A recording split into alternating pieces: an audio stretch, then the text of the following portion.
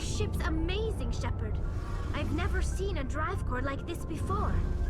I can't believe you were able to fit it into a ship this small. I'm starting to understand why you humans have been so successful. I had no idea Alliance vessels were so advanced. The Normandy's a prototype. Cutting-edge technology. A month ago, I was patching a makeshift fuel line into a converted tug ship in the flotilla.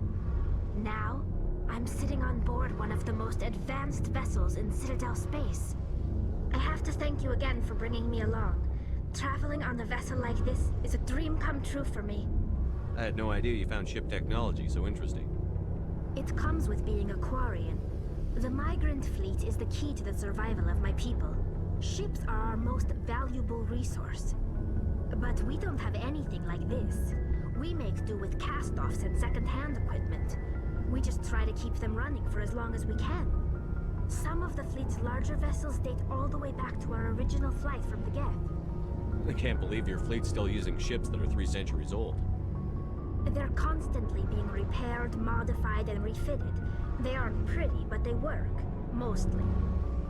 We've tried to make ourselves as independent as possible on the flotilla, grow our own food, mine and process our own fuel. But some things we just can't make on our own. A patch to maintain the hull integrity requires raw materials we just don't have. That's why our pilgrimages are so important. I want to know more about the pilgrimage. When my people reach maturity, we leave our birth ships and seek acceptance with a new crew. It's necessary to maintain genetic diversity among the fleet. But no ship wants to accept someone who will be a burden on them. So, to prove our worth, we embark on a pilgrimage. We set out alone, leaving the flotilla and our families behind us. We only return once we have found something of value we can bring back to the fleet. This is presented as a gift to the captain of the respective ship we wish to join. If the gift is accepted, we are welcomed into the crew. Can a captain choose to reject the gift? That doesn't happen often. Most captains are eager to increase the size of their crew. It increases their own standing in our society. Even when the gift is not particularly valuable, the captain usually accepts it out of a sense of tradition. However, there is a stigma to presenting a substandard gift. It's not the best way to make a good impression on a new community. Most pilgrims don't return until they find something worthwhile. Can a captain choose to reject the gift? That doesn't happen often. Most captains are eager to increase the size of their crew. It increases their own standing in our society. Even when the gift is not particularly valuable, it's not the best way to make a good impression. I can't believe they just send you off alone. It's not like they just cast us out. Before we leave, we are given lessons in how to survive outside the flotilla, and given gifts to help us on our journey. We also receive implants to fight off sickness and disease. Generations of living in an isolated and highly controlled environment have left our immune systems weaker than most. By the time we leave the fleet, we are well equipped for the pilgrimage. This is a rite of passage for all Quarians. If it were dangerous, our numbers would suffer. Virtually every pilgrimage ends with a triumphant return and the ritual presentation of the gift to one of the fleet's captains. I want to talk about something else. Like what? Tell me about your people. Our lives aren't easy. Resources are scarce, and we are constantly on the move.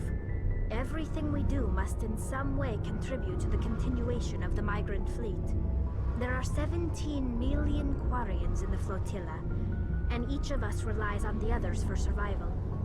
The bonds among my people are strong. Unfortunately, we have had to surrender many of the freedoms and civil liberties other species take for granted.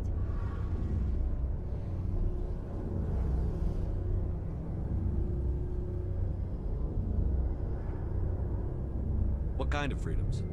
Well, it's illegal for parents to have more than one child. If our population grows too much, it would strain our resources to their breaking point. Of course, we also can't allow our numbers to become too few. If our population is in decline, the rule against single births is temporarily repealed. In extreme cases of population decline, incentives are even offered to encourage multiple births. Though the Conclave hasn't had to take such measures in nearly a century. That's your government. The Conclave is our civilian branch of government. Each ship can elect a representative to serve on the Conclave and make decisions that affect the fleet as a whole. On matters that affect an individual ship, however, the captain has the final say. It's a tradition that dates back to the early days, when the fleet was governed by martial law. Fortunately, most captains nowadays are smart enough to have an elected council from their crew to give them advice and guidance. So the ultimate power rests with elected officials. In practice, the Conclave and the respective council for each ship tend to set the rules that govern our daily lives. But in theory, we are still under military jurisdiction. The 5 top-ranking military officials in the fleet serve on the Admiralty Board. These 5 have the power to overrule any decision by the Conclave in case of emergency. To do so requires unanimous agreement among the Admiralty, and they can only do this once. After that, the entire board must resign their posts. It's a safeguard that served us well. In nearly 3 centuries, the Admiralty Board has only overruled the Conclave 4 times. I want to know more about the Geth. I doubt I can tell you anything you don't already know. It's been almost 3 centuries since they drove my people into exile. All I know is the story of their origins. What they were when we created them, and how they turned on us. Interesting. The Geth were originally created to serve as an automated manual labor force. Initially, their intelligence was as limited as any VI. Over time, we made small modifications to their programming to allow them to perform more varied and complex tasks, bringing them closer and closer to true AI status. How come the Council didn't step in and stop you? This wasn't true AI research. We may have been skirting the bounds of the law, but we never did anything that was actually illegal. The changes were so insignificant, so gradual, that we were able to control them. Or so we thought. But one thing we underestimated was the power of the neural network. A million Geth thinking simultaneously created an inherently unstable matrix. So, the Geth share brain power? Many of the Geth's logic systems were designed to work in concert with other nearby Geth. Basically, the more of them you have in the group, the smarter they are. So there's some sort of group consciousness? No, nothing like that. They cannot share sensory data or information. Their programming cannot handle that much simultaneous input. Each Geth maintains an individual awareness and identity. The neural network only operates on a process-based level. It's basically the synthetic equivalent of a subconscious. But when they're in close proximity, they can coordinate low-level functional processes, freeing up more capacity for original or independent thought. That doesn't make any sense. I'm probably oversimplifying. The Geth are incredibly advanced and complex creations. All you need to know is that they get smarter when they gather in large numbers. As we built more and more Geth, their effective intelligence became more sophisticated, more abstract. One day, a Geth began to ask its Quarian overseer questions about the nature of its existence. Am I alive? Why am I here? What is my purpose? As you can imagine, this caused a near panic among my people. I don't see what's so bad about those questions. The Geth were created to engage in mundane, repetitive, or dangerous manual labor. That's fine for machines, but it won't satisfy a sentient being for long. The Geth were showing signs of rudimentary self-awareness and independent thought. If the Geth were intelligent, then we were essentially using them as slaves. It was inevitable the newly sentient Geth would rebel against their situation. We knew they would rise up against us, so we acted first. A general order went out across all Quarian-controlled systems to permanently deactivate all Geth. The Geth responded to this order violently. You can't blame them for fighting for their survival. We had no other choice. The Geth were already on the verge of revolution. By acting quickly, we had a chance to end the war before it began. The hope was that most of the Geth would still be little more than machines, incapable of organized resistance. But they had progressed much further than anyone anticipated. The war was long and bloody. Millions upon millions of Quarians died at their hands. In the end, we were forced to flee our own homeworld. We feared the Geth would pursue us, but they never came beyond the Veil. Now we drift through space, exile searching for a way to reclaim what was once ours. It's hard to feel sorry for you. Your ancestors tried to wipe out another species. We made a mistake when we created the Geth in the first place, but we did not make a mistake when we went to war against them. If we had not acted, they would have wiped us out. They're a synthetic life form. They have no use for organics. None. Why do you think they cut themselves off from the rest of the galaxy? Why do you think they've killed every organic being who's ever tried to contact them? They didn't kill Saren. What does that tell you? The Geth are not innocent victims in all this. They're the enemy. They want to destroy us. Not just the Quarians. All organic life. That's why they've joined up with Saren. And that's why we have to stop him. I should go. See you later.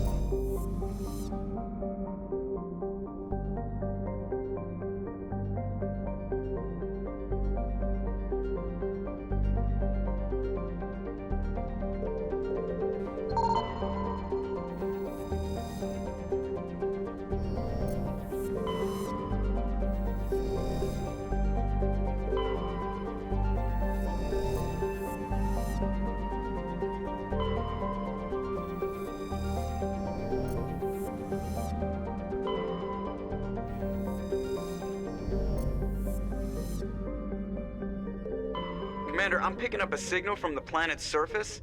It looks like an automated distress beacon.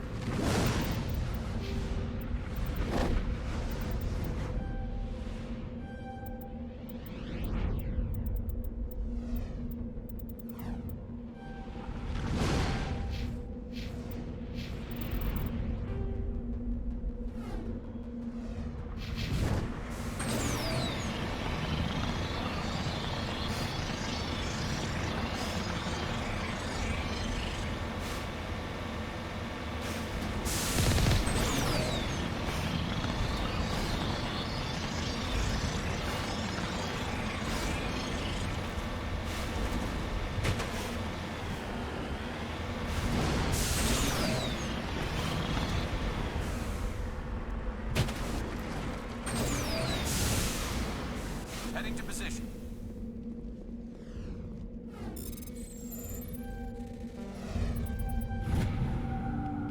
Guided.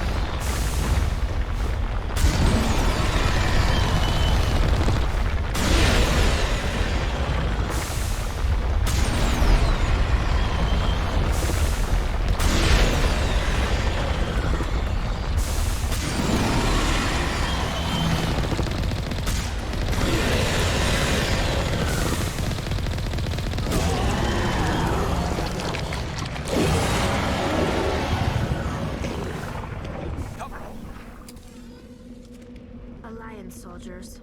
Looks like they were lured here by the distress beacon.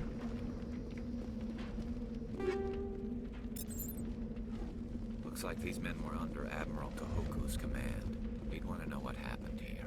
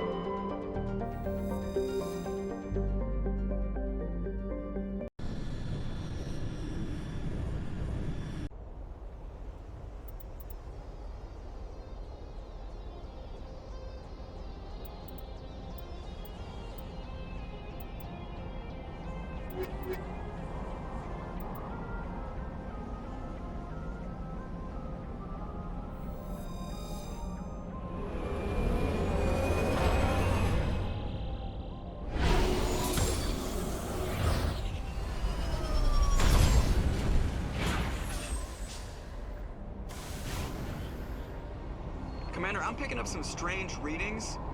Really strange, like off the damn charts. It looks like it's coming from an underground complex a few clicks.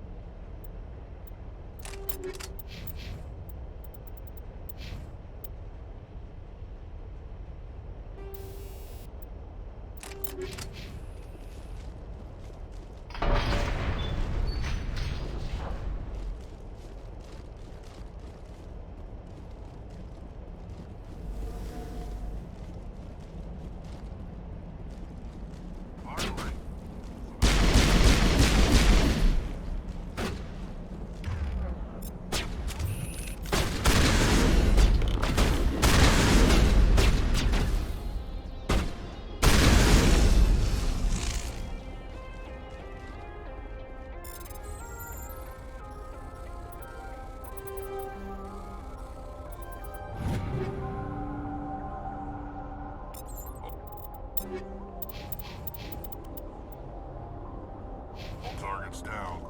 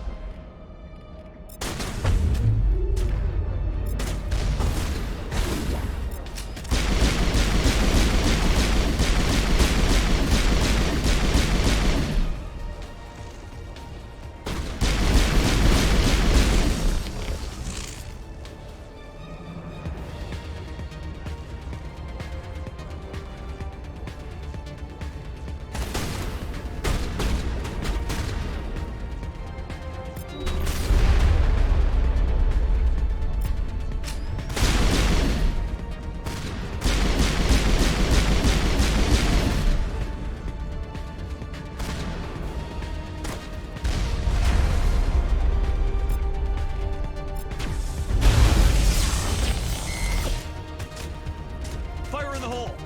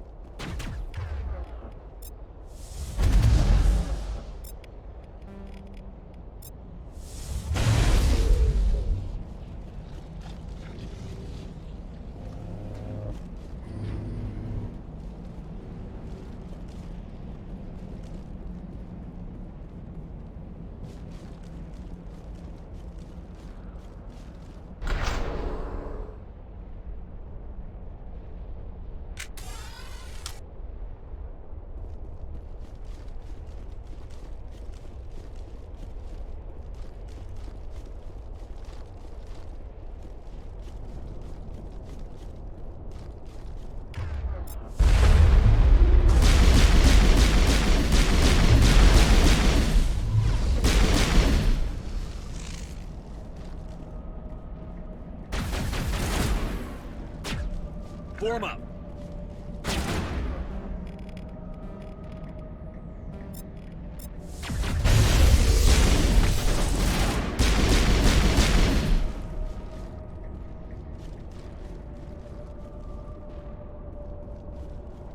It looks like this cavern was on the ruin after it was built.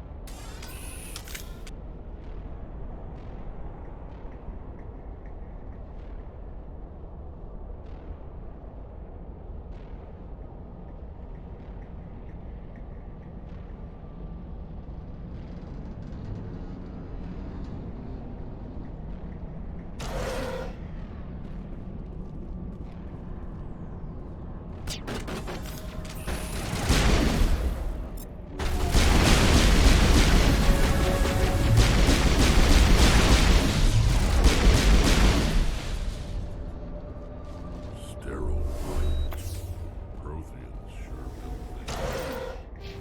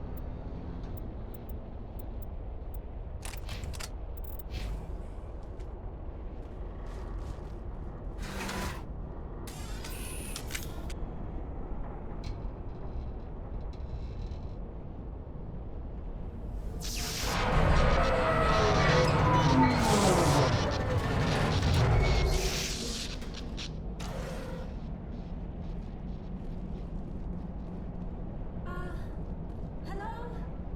Could somebody help me? Please?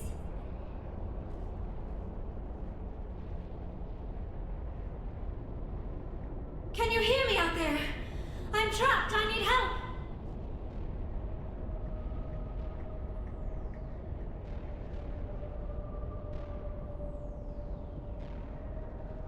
Are you okay? What happened to you? Listen, this thing I'm in is a Prothean security device. I cannot move, so I need you to get me out of it, all right? How'd you end up in there? I was exploring the ruins when the Geth showed up, so I hid in here. Can you believe that? Geth, beyond the veil! I activated the tower's defenses. I knew the barrier curtains would keep them out. When I turned it on, I must have hit something I wasn't supposed to. I was trapped in here. You must get me out, please! Your mother is working with Saren. Whose side are you on? What? I am not on anybody's side. I may be Benezia's daughter, but I'm nothing like her. I have not spoken to her in years. Please, just get me out of here. Your mother is working with Saren. Whose side are What? you? I may be Benezia's We just need to daughter. figure some way past this energy field. It's a Prothean barrier curtain. I knew it would keep me safe from the Geth. When I turned it on, I must have hit something I wasn't supposed to. I was trapped in here. You must get me out, please. We'll find some way to help you. There is a control in here that should deactivate this thing. You'll have to find some way past the barrier curtain. That's the tricky part. The defenses cannot be shut off from the outside. I don't know how you'll get in here. Be careful. There is a Krogan with the Geth. They have been trying different ways to get past the barrier.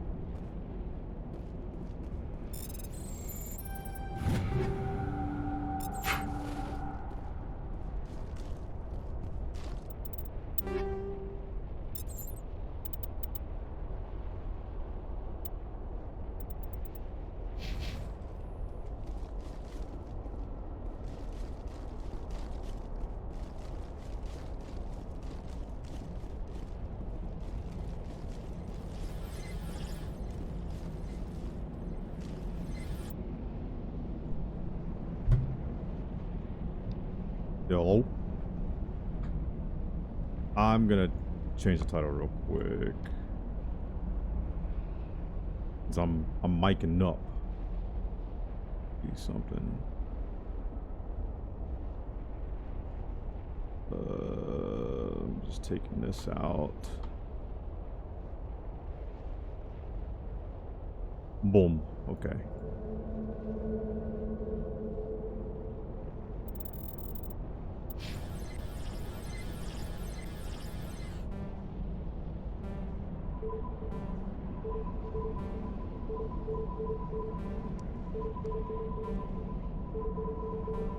Take it. Oh my goodness. Boom. If the audio mix is butt, just let a brother know. But I think I have it to where I have the audio mix down pack. I hope.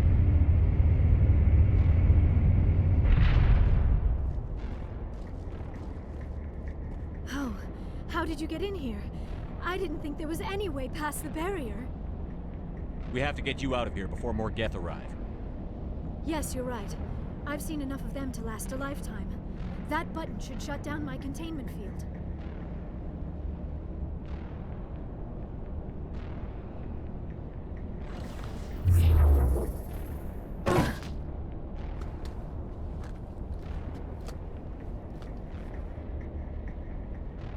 Any idea how we get out of this place? There is an elevator back in the center of the tower. At least I think it's an elevator. It should take us out of here. Come on! I still cannot believe all this. Why would the Geth come after me? Do you think Benezia's involved? Seren's looking for the conduit. You're a Prothean expert. He probably wants you to help him find it. The conduit, but I don't know. What the hell was that? These ruins are not stable. That mining laser must have triggered a seismic event. We have to hurry. The whole place is caving in. Joker, get the Normandy airborne and lock in on my signal. On the double, mister. Aye, aye, Commander. Secure and away. ETA 8 minutes. He needs to move faster. If I die in here, I'll kill him. Oh man. I love the homie Rex.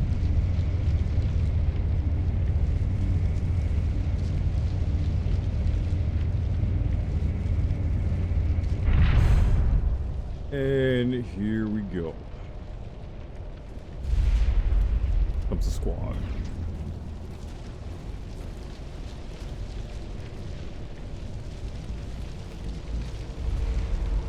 Surrender. Or don't. That would be more fun. In case you didn't notice, this place is falling apart. Exhilarating, isn't it? Thanks for getting rid of those energy fields for us. Hand the doctor over. Whatever it is you want, you are not getting it from me. She'll stay with us, thanks. Not an option. Saren wants her, and he always gets what he wants. Kill him. Spare the Asari if you can. If not, doesn't matter. Let me see if I can melt this fool with the quickness.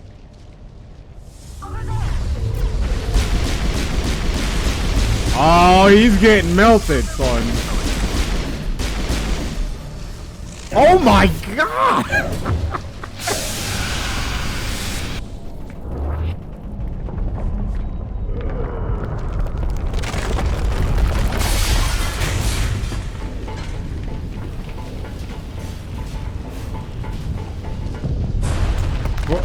Reference, in the original trilogy, this is one of the hardest sections of the game.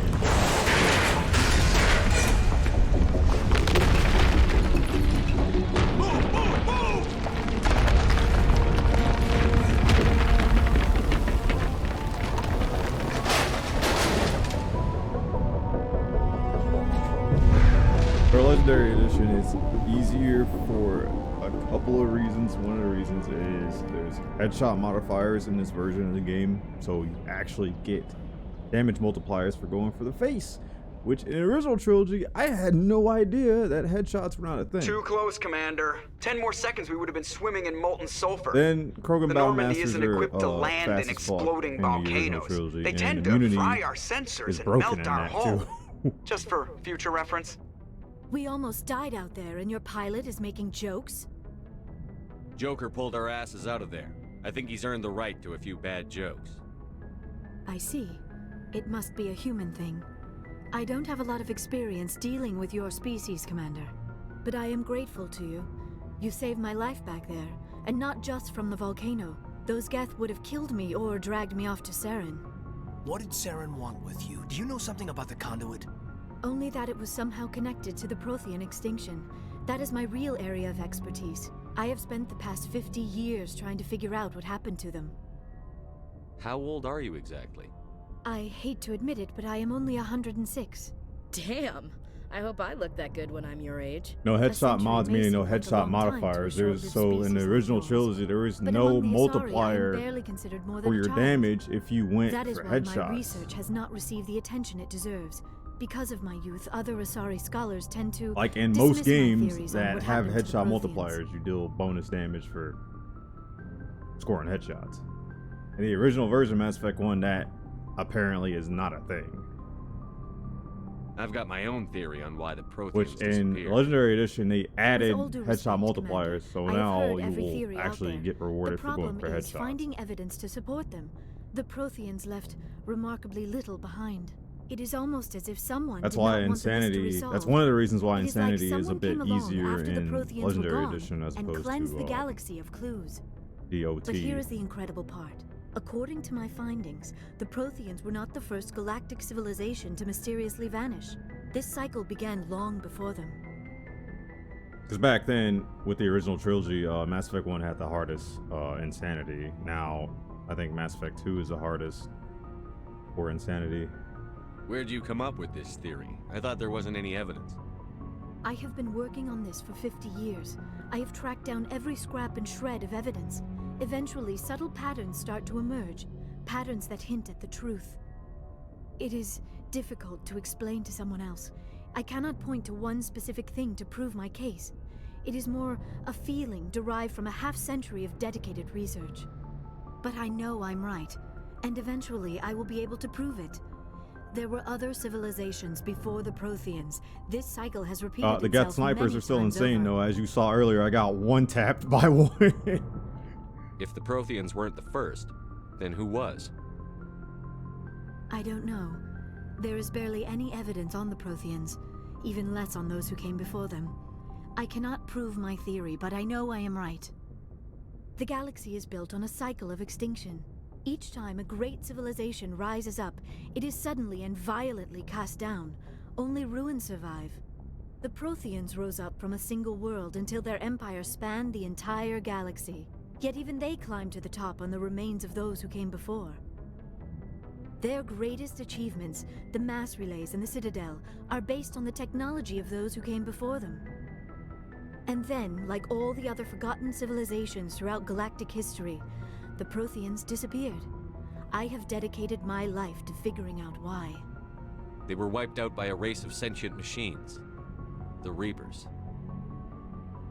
The Reapers? But I have never heard of. How do you know this? What evidence do you have? There was a damaged Prothean beacon on Eden Prime. It burned a vision into my brain. I'm still trying to sort out what it all means. Visions. Yes, that makes sense. The beacons were designed to transmit information directly into the mind of the user. Finding one that still works is extremely rare. No wonder the Geth attacked Eden Prime. The chance to acquire a working beacon, even a badly damaged one, is worth almost any risk. But the beacons were only programmed to interact with Prothean physiology. Whatever information you received would have been confused, unclear. I am amazed you were able to make sense of it at all. A lesser mind would have been utterly destroyed by the process. You must be remarkably strong-willed, Commander. Okay, this isn't helping us find Saren or the conduit. Of course, you are right. I am sorry, my scientific curiosity got the better of me. Unfortunately, I do not have any information that could help you find the conduit, or Saren. I don't know why Saren wanted you out of the picture, but I think we'll be a lot better off if we bring you along. Thank you, Commander. Saren might come after me again. I cannot think of anywhere safer than here on your ship. And my knowledge of the Protheans might be useful later on. And her biotics will come in handy when the fighting starts. Good to have you on the team, Liara. Thank you, Commander. I am very grateful. Oh, I am afraid I am feeling a bit lightheaded. When was the last time you ate? Or slept? Dr. Chakwa should take a look at you. It is probably just mental exhaustion, coupled with the shock of discovering the Protheans' true fate. I need some time to process all this. Still, it could not hurt to be examined by a medical professional. It will give me the chance to think things over. Are we finished here, Commander? We can talk again after you've seen the doctor. The rest of you, dismissed. Mission reports are filed, Commander. You want me to patch you through to the Council? Oh. Why not? Yeah. Patch him through, Joker. Setting up the link now, Commander. We've received your report, Commander. I understand Dr. Tassoni is on the Normandy. I assume you're taking the necessary security precautions. Liara's on our side. The Geth were trying to kill her. Liara? Ignazio would never allow Saren to kill her daughter. Maybe she doesn't know. Or maybe we don't know her. We never expected she could become a traitor. At least the mission was a success. Apart from the utter destruction of a major Prothean ruin. Was that really necessary, Shepard? I should disconnect on your ass so bad, freaking Spargus, but I'm not gonna do it. The Geth were crawling all over those ruins. We were lucky to make it out alive.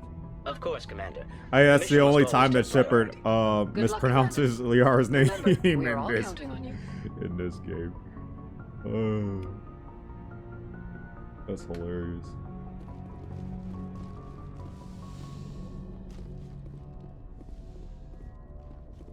Yes, Commander? Carry on, Presley. Yes, sir. Give me that XP. That XP? Give me this XP?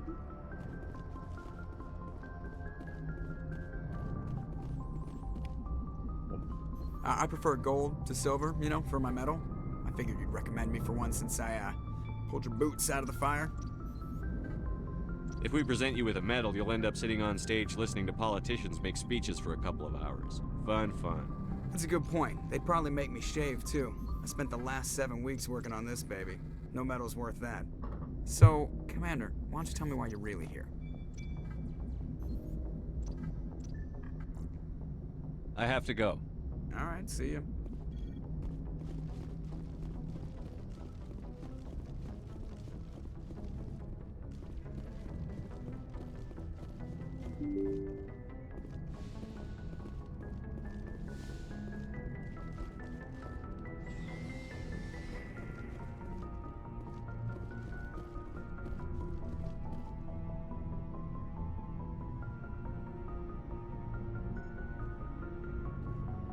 Anything you need, Commander? Just trying to get a sense of where the crew's at. Thoughts? Is this an official evaluation, Commander? Or off the record? Alenko, when it's just you and me, you can consider it off the record. That's a generous attitude. Okay. I think there's something wrong with all this. This Saren is looking for records on some kind of galactic extinction, but we can't get backup from the Council? Sorry, Commander. There's writing on the wall here, but someone isn't reading it. The Council doesn't want to believe anything's wrong. I'd call it human nature, but... I hear you. It just seems like a group that's been around as long as the Council should see this coming. Sorry if I got too informal. Protocol wasn't a big focus back in Bot. Didn't I do this conversation last time I streamed or no? Tell me about it. Biotic acclimation and temperance didn't last past the airlock. To the kids they hauled in, it was brain camp. Sorry, hauled in is unkind.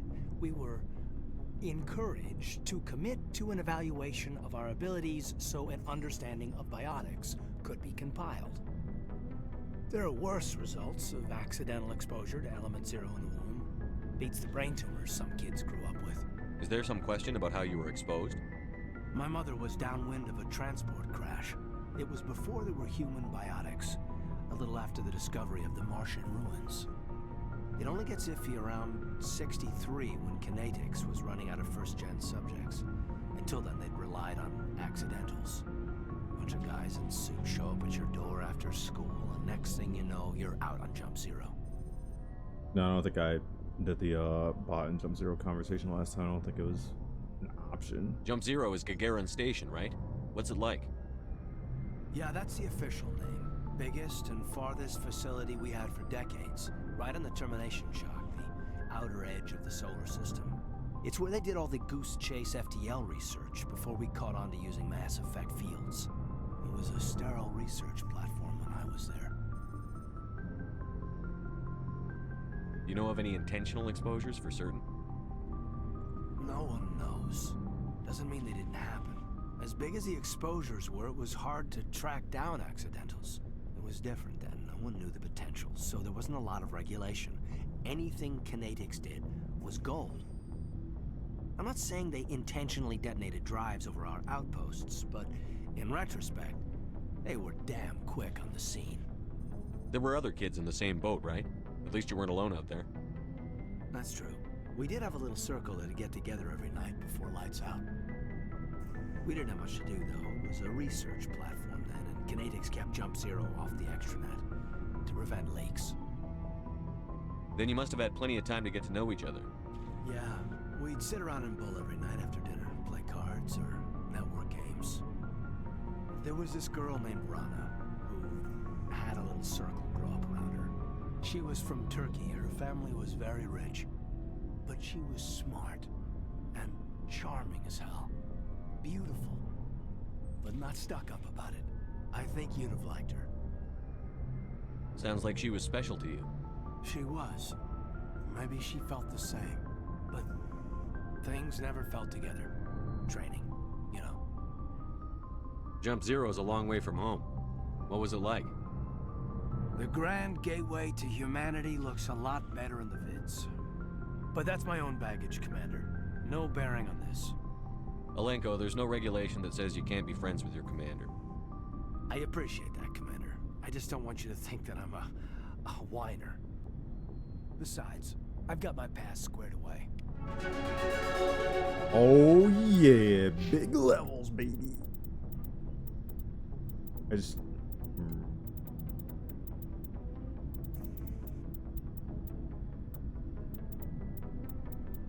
Yeah, we're getting that Master Marksman. Marksman's OD.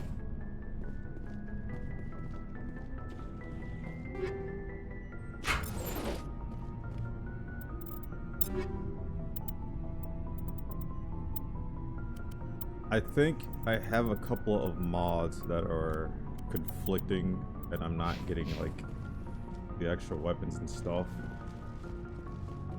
Be wrong. Alright, why are you passing judgment on my man Caden? Oh, I forgot something. Anything you need, Commander? What's your opinion on the last mission? Dr. Tassoni. Seems like a sweet girl. Easy on the eyes. I mean, if you like the bookish sort. Any intentions there, Lieutenant? Even though it is, just art appreciation. partially We'll talk another true. time, Lieutenant. Commander? He ain't worse than Ashley, let me tell you.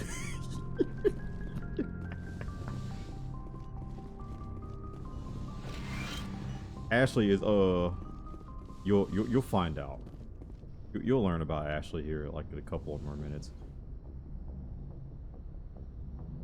Commander, are you coming to check up on me? No. You look much better. How are you feeling? Dr. Chakwas assures me I am going to be fine. I was impressed with her knowledge of Asari physiology. You're in good hands. Dr. Chakwas knows what she's doing. I never properly thanked you for saving me from the Geth, Commander. If you hadn't shown up,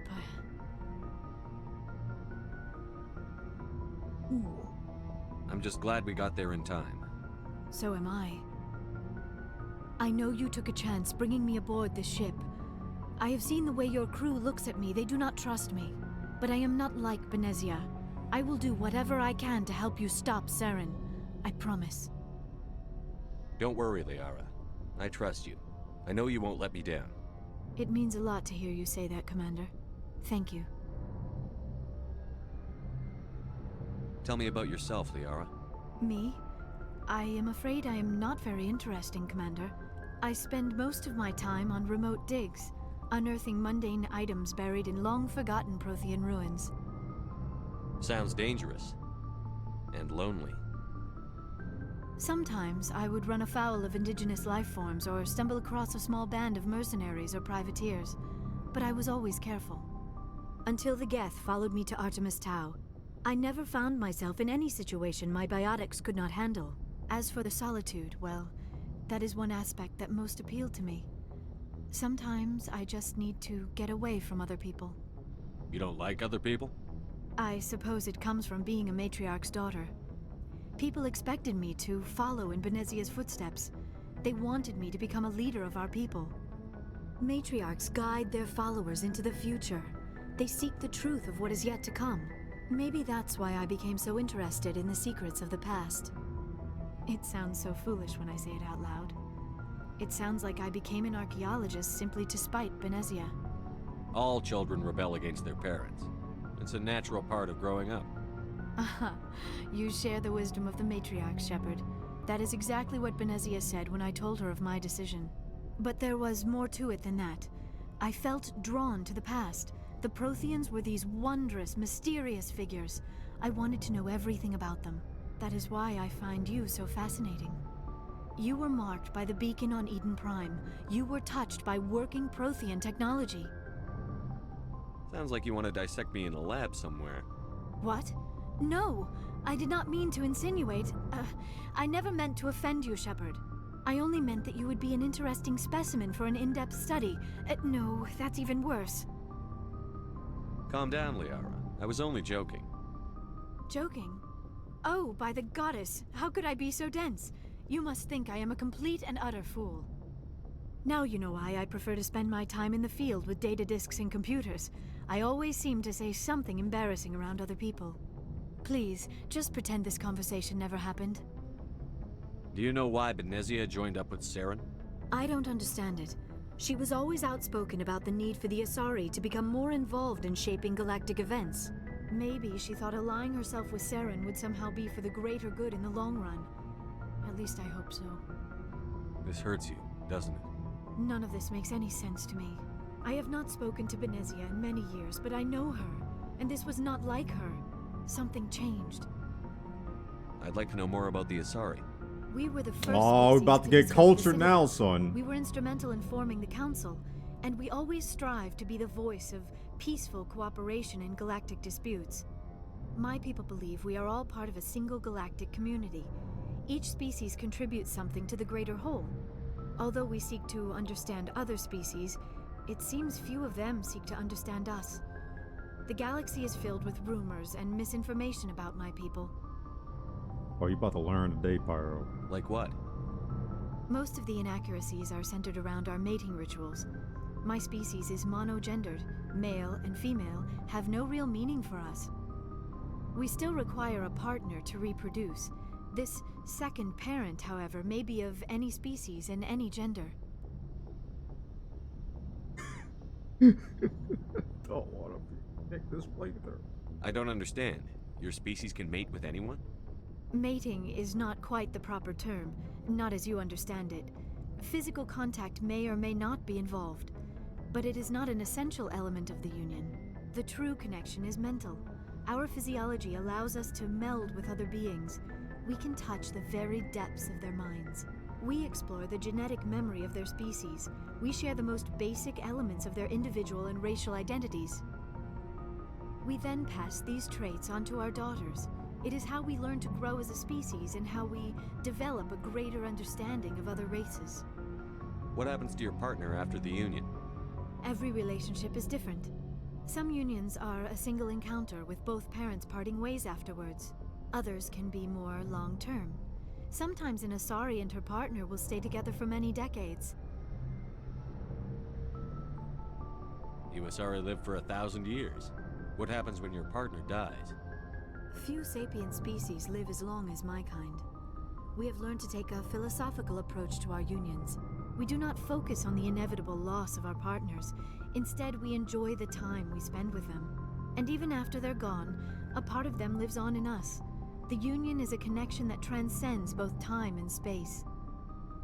Do you know who Matriarch Benezia chose as her partner? She rarely spoke of her partner. Though I know my father, if you want to use that term, was another Asari. I thought you always needed another species to serve as one of the parents. Think about it, Shepard. If we were not able to mate with our own species, we would have died out long before we ever mastered spaceflight and left our homeworld. Union with our own kind is no longer common, not for the purposes of reproduction. Most Asari believe it weakens our species. Asari daughters inherit racial traits from the father species. If both parents are Asari, then nothing has been gained, or so conventional wisdom would hold. I am what is sometimes called a pureblood. Though no Asari would ever be cruel enough to say the word to my face, it is a great insult among my people. It is possible Benezia's partner was embarrassed by their union. She may have been too ashamed to publicly acknowledge me as her offspring. Maybe she wanted to meet you but couldn't. Something could have happened to her. Maybe she passed away. You might be right. I hope you are. But I have no way to know for sure. Benezia never spoke of her partner. Whatever happened, it caused her too much pain to dwell on it. She raised me by herself, though that is not uncommon. Many Asari raise their children alone, particularly if the father species is short-lived. Often the partner will pass on long before the child reaches maturity. I should go. Goodbye, Shepard. There it is again. What's so strange about it? I got all the lore pieces in my brain, if I can remember some of it, which most of the lore in this game I kind of sort of have a basis for.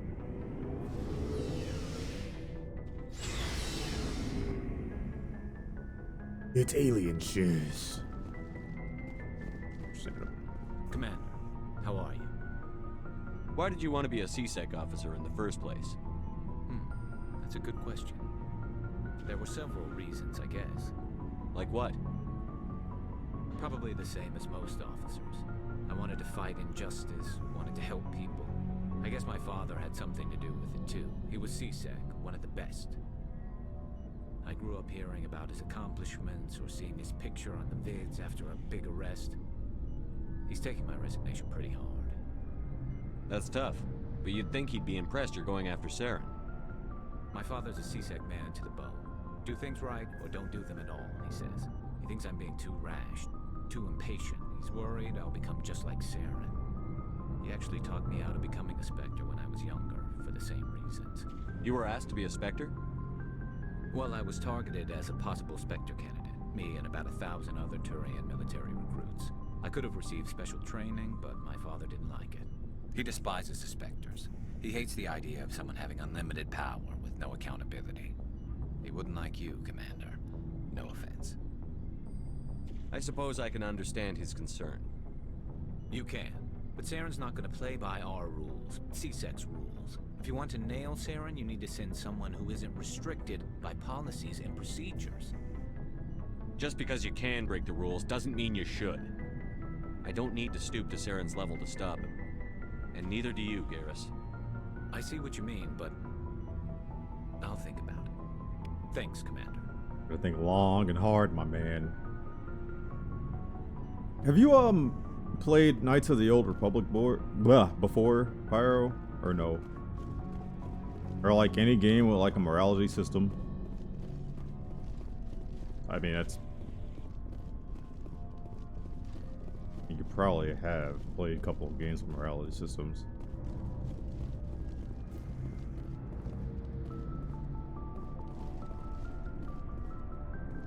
So, we've got Saren on the run. It won't be long now. Saren's good, but I'm better. Good. He's rotten. To the core. I could tell as soon as I met him. Why didn't you tell me this sooner? I would've if I thought it was important. I think I'd like to hear about it just the same. This was a while ago. A bunch of mercs were bragging about a job out near the edges of the Terminus systems. They said it paid well and the boss was never around to ride them. They said he was looking for more men, too. So I checked it out. I didn't know Saren was openly recruiting mercs. It wasn't that open, and he only showed his face once. Yeah, Fable's We've one been that has a raiding morality ships in the area system. for months when we took out A lot of the most of the massive BioWare cargo games have freighter. morality systems. Our KOTOR, biggest haul yet. Mass Effect, I was on board Dragon checking Age. bodies for valuables, looking for some extra credits. That's when I and saw like all him. the Bethesda games. Like BioWare's What morality did Saren system want with the ship? is I really, don't know what he wanted. at least for Mass Effect. Mass He was Effect just 1's in moving through the particular is ship, unique. watching. Couple of the mercs called him by name, but he never spoke to them. Never spoke to anyone. I had a really bad. I guess I feeling can about explain it, to you what's going on and so why I'm I like got the hell out. choosing a specific Didn't even wait line to of get dialogue paid. every time. This so that show a good example. But this morality system in this game, there is Paragon and Renegade. Paragon being good guy, Renegade being bad guy. A dialogue wheel comes up on the right side. There's usually always 3 options. The one up top is always the Paragon option. The one down bottom is the Renegade option, and the one in the middle is supposed to be the morally gray option. But most of them are coded to where you will either get a Paragon or Renegade response, especially during like missions. During like main missions, side quests, stuff like that, you get like Paragon or Renegade points, and they go towards your meter. Once your meter is a certain amount and its percentage, you will unlock extra charm or intimidate points, and that affects the blue or red dialogue options you get, and or the speech checks that happen throughout the game. And you need a certain amount of charm or intimidate in order to select those options. But usually those options amass some very, very cool lines of dialogue, cool rewards, etc., stuff like that. Mass Effect 1 is unique in that your dialogue choices that are morality based will affect a lot of characters, more so your companions. A handful of these companions do have their own like morality as well, and depending on how you interact with them, it affects their morality gauge, so they can act a little different. Caden has this, Ashley has it, and Garrus has it as well. Garrus is unique in that his morality will actually transfer throughout the trilogy. So how you are to him in Mass Effect 1, how you influence him, it will transfer over to Mass Effect 2, and then it'll transfer over to Mass Effect 3. So you'll get some different lines of dialogue with him. Those 3 characters throughout Mass Effect 1, depending on how you interact with them, again, they all have different lines of dialogue at certain points of the game. So it's pretty cool. Mass Effect 2 kind of dishes this with companions. It's more on the rails, but like in Mass Effect 2, your talks with your companions and whether or not you choose Paragon or Renegade options, you actually will get points during those conversations. In Mass Effect 1, these conversations with your companions in Normandy, you don't get any points for Paragon or Renegade. It's really only during main missions, side quests, all that shit. Whose ship was it? There was a Volus trading vessel, big one. But I'm doing a Lots of Paragon guards. run right now, They so were no match for us. I'm usually always gonna choose the top option if it's not like an investigate. What kind of cargo was the freighter carrying? What was Saren after? I don't know. All I saw on that ship was food and medical supplies. Renegade in this game is There were some basic hilarious, weapons, though. Nothing big. Well, Renegade If there was Mel, anything Mel of value Shepard on is that funny ship, as hell. I didn't see it. That's why I didn't mention it sooner. That's the only time you saw him? Yeah. Didn't even know who he was. Mass Effect 2's Renegade is Still pretty wouldn't if I badass as hadn't well. joined Mass up with Effect you. 3's Renegade But my is just instincts were outright, right. you're a psychopath. Every other merc on that I don't know mission if I could ever do turned up Renegade dead for that within game. a week. Every damn one. Does it make the game harder or easier? It really doesn't. There are certain types of missions you will unlock in Mass Effect 1 if you have 80 points of Paragon or Renegade in your meter, you will unlock a mission that is exclusive to Paragon or Renegade pads. And then also, depending on your background choices that you made, there are specific missions that will pop up later in the game that are based on those choices that you made. Shepard. What did I do? I did Spacer. Fuck, man. I did Spacer War Hero, so I'm gonna get special side quests that pop up for those backgrounds here later on. Commander, you have a minute to talk? I keep an open door policy. If you have any concerns, lay them on me. All right. But Renegade sees a little bit things are more different aboard the Normandy, action but than Paragon. I'm concerned about the aliens, Vicarian and Rex. With all due respect, Commander, should they have full access to the ship? Oh boy, here comes the Ashley racism. Oh joy. No, with Paragon you can talk your way out of some scenarios. Renegade you can practically do the same thing too, but most Renegade options will lead into some scraps. They may not serve the Alliance, Chief, but they're allies. At least as far as Saren goes. This is the most advanced ship in the Alliance Navy. I don't think we should give them free rein to poke around the vital systems. Engines, sensors, weapons.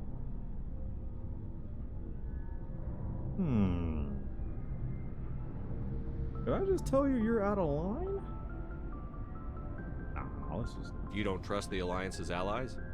I'm not sure I'd call the Council races allies. We, humanity, have to learn to rely on ourselves.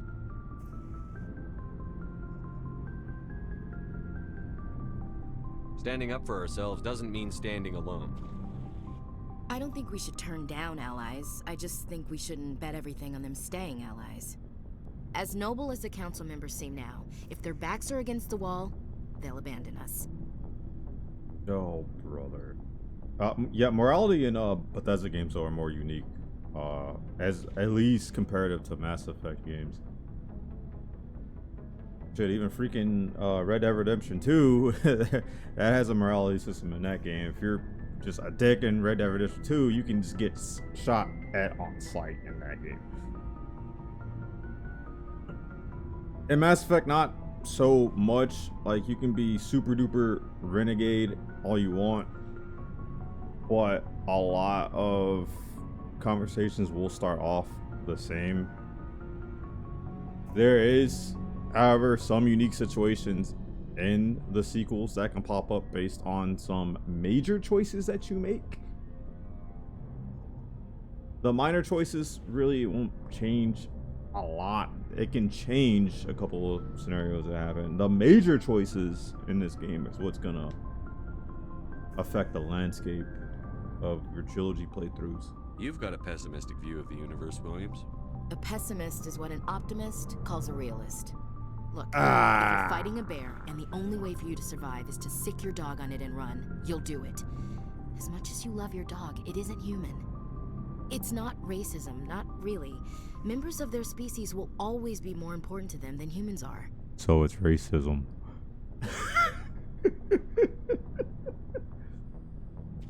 You know, the sad thing is what she's saying about sick your dog on the bear to survive in some cases is true.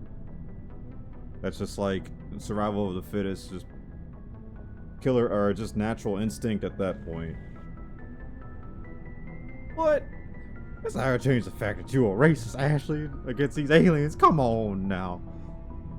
These seem like deeply held beliefs, Williams. What made you think this way?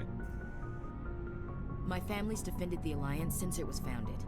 My father, grandfather, she has her great-grandmother, reasons, they though. all picked up a rifle and swore the oath of service. I guess we just tend to think of Earth's interests as our own. It's all her dad's fault. It doesn't sound like you've worked with aliens before. No, sir. Mainly I've been groundside, part of the surface garrison forces. I did get a rotation on a space station for training. Every Marine a rifleman, every rifleman ZG certified. That's odd. Your record is spotless and your technical scores are exemplary. You should be serving with the fleet. Anyway, that's why I haven't served with many aliens, Commander. I come from a military family too. My parents were both Navy. Anybody in your family we might know? Couldn't say, Commander. We probably have a lot in common. You join up to carry on the tradition?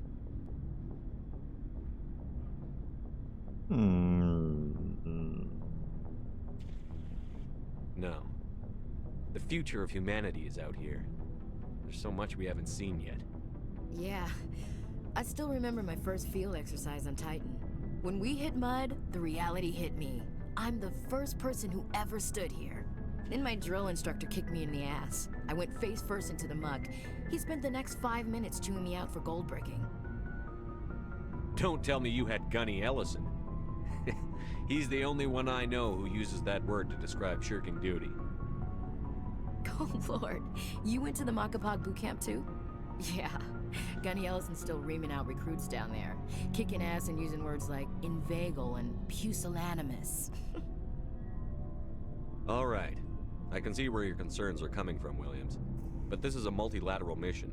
You're going to have to work with aliens, like it or not. It won't be a problem, Commander. You say jump, I say how high. You tell me to kiss a Turian, I'll ask which cheek. I don't think kissing Turians will be necessary. You never know, Commander. What's your opinion on the last mission? Not sure I buy Dr. Tassoni's story about her and her mom not talking. They're family, right? I think she's being straight with us. Or at least, I don't think she lies very often. Yeah, she's probably really bad at it. Hey, want me to ask her about her sex life? Might be illuminating. I don't think she's used to teasing. Good-natured or otherwise. No fun, Commander. Too bad those ruins got destroyed. I mean, they lasted thousands of years. That's impressive. Why is our character kind of extreme? This is Mass Effect we're talking about. We'll talk later, Williams. Looking forward to it, sir. You're gonna see a lot of unique characters. Look at my boy right here, Rex. Shepard. This is the greatest conversation in the game right here. Rex? Shepard. Rex? Shepard. Rex? Shepard. Rex? Twitter, right eye. This game is not known for its animation quality, especially back in 2007. Rex? Shepard.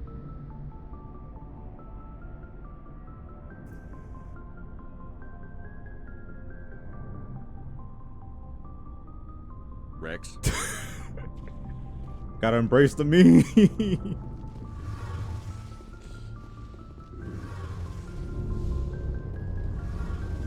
Oh, hello, Shepard. Are you okay? I don't know. Your ship is amazing, and your crew's been really great to me, especially your chief engineer. But I just sort of feel out of place. The Normandy runs so smooth, it feels like we're not even moving. And the engines are so quiet. How do you sleep at night? Didn't count 2007 or 2008. One of those. The silence wakes you up? Back on the flotilla, the last thing you want to hear is silence. It means an engine's died or an air filter shut down. I guess you don't have to worry about that here. But old habits die hard. But it's more than just the silence. This ship feels so empty. It's like half the crew is missing. Back home, I couldn't wait to go on my pilgrimage. I couldn't wait to get away from the crowds. Now that I'm out here, I kind of miss them. Is my audio mix good? Sometimes we don't appreciate what we have until it's gone. I ask that question That's every true. stream. I'm starting to wonder if that's what the pilgrimage is really about. It's given me a whole new perspective on my people and our culture. You know, there's always a few who go on their pilgrimages and never return. I always assumed something bad happened to them. But maybe they just wanted a different life. You do plan to return to the migrant fleet, right? I could never abandon my people, Shepard. I will go back eventually. But we have to stop Saren first. Otherwise, I might not have a home to go back to. I want to know more about the pilgrimage. When my people reach maturity, we leave our birth ships and seek acceptance with a new crew. It's necessary to maintain genetic diversity among the fleet. But no ship wants to accept someone who will be a burden on them. So, to prove our worth, we embark on a pilgrimage. We set out alone, leaving the flotilla and our families behind us. Didn't I already do this conversation? This is presented as a gift to the captain of the respective ship. See you later. Give me that XP.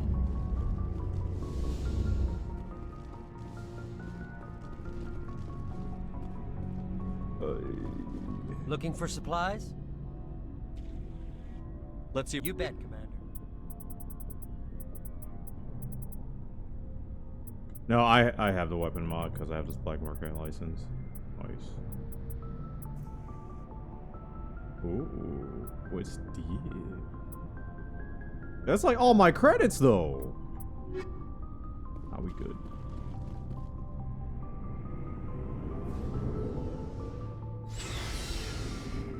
Credits don't grow on trees, man.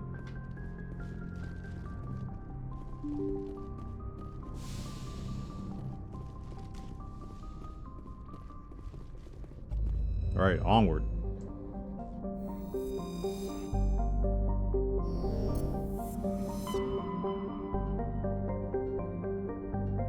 I'm gonna go back to the Citadel real quick. I don't remember if more side missions open back up after Therum, or it has to be either Pharos or Noveria you have to do first. Message coming in. Patching it through. Commander Shepard, my name is Nasana Dantius. I have a job answer my question. I can't say anymore in an unsecured communication.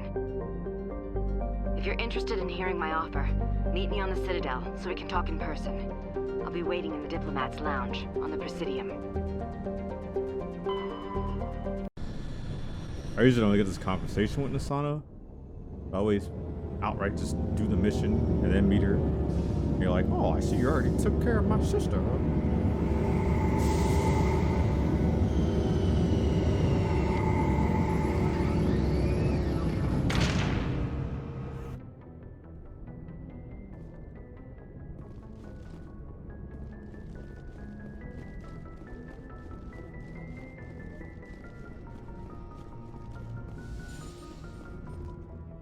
Alright, who we bringing? I don't bring Caden enough. Logged. The commanding officer is a Caden's got 30 points.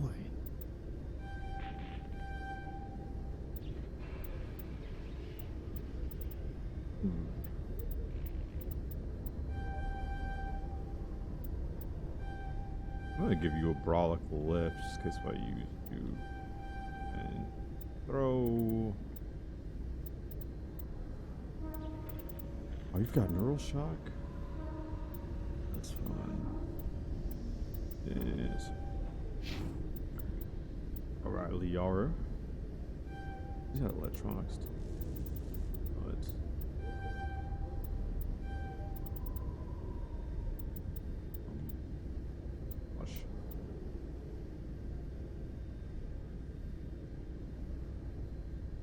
Leveling like the same for everyone in terms of like the points that you get, then yes. Everyone will have the same amount of points based off of my level.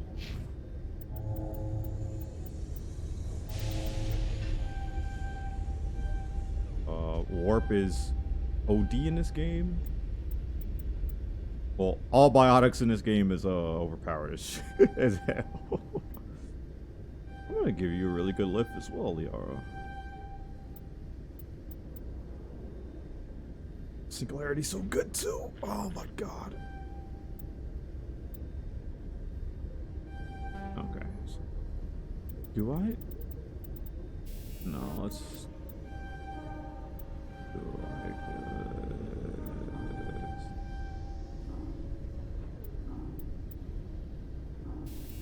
I don't want to do this.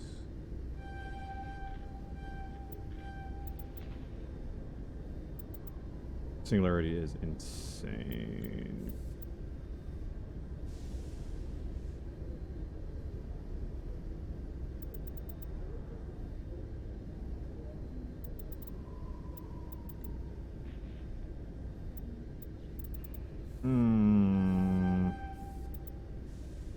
Oh, I want Master Warp for sure.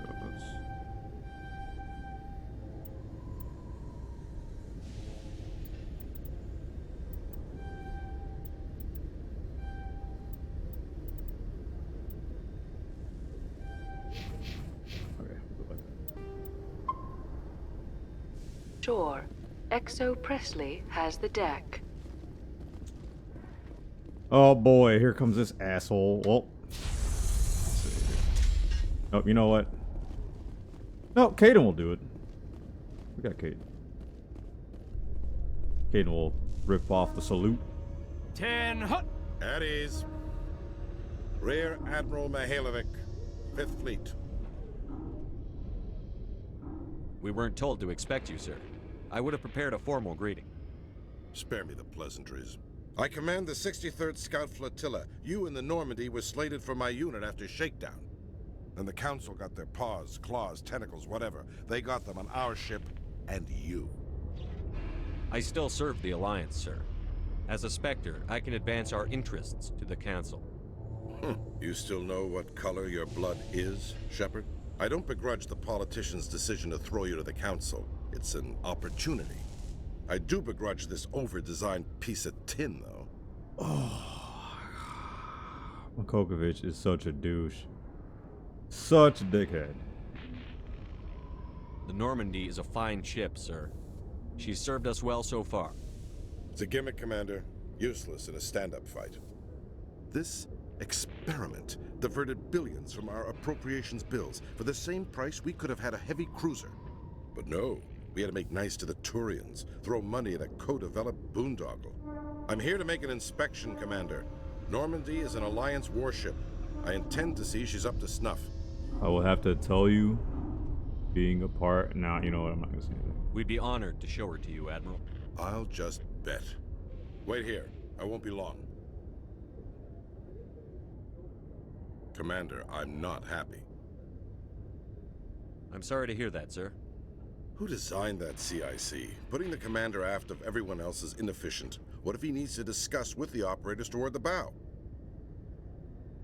Basically, what happened is, what's happening is that Rear Admiral showed up to do a mock inspection of the ship. This actually happens in the military. You will have mock inspections like this, especially for ships or like whatever major command. Most commands get inspected like this. Ships definitely get I'm stretching, sorry. Ships have annual commands. They are mandatory for readiness and all that. Shore commands get inspected as well, depending on what type of shore command it is, whether it's medical or any other type of administrative command. They have to be inspected for readiness and what have you, type of thing. Modified Turian style. They prefer commanders looking over their subordinates rather than in the middle of them. We wanted to see how effectively they can command with that setup. Reasonable goal, but they should have studied that in a lab rather than on a frontline warship. I had to shake my head at that drive core of yours. 120 billion credits of element 0 to make this thing able to move without giving itself away. You realize we could make drive cores for 12,000 fighters with that money? What good is it to hide for a few hours anyway? Useless. He thinks that the Normandy is just a waste of government tax dollars that could have gone somewhere else.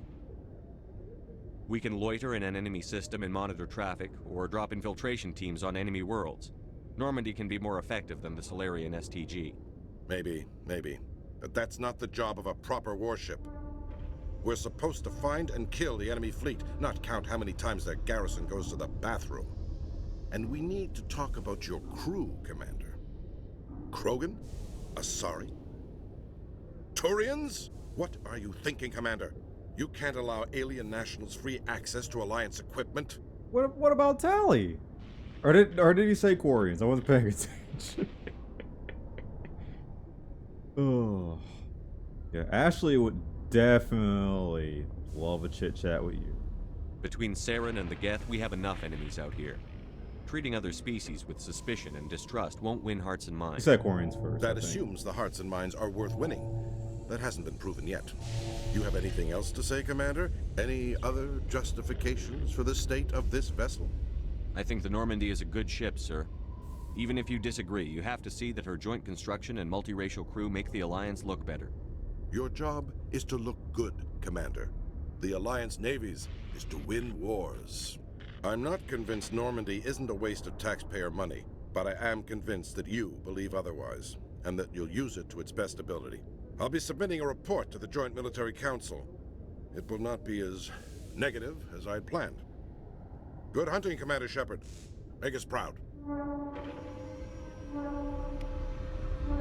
Yeah, that's right.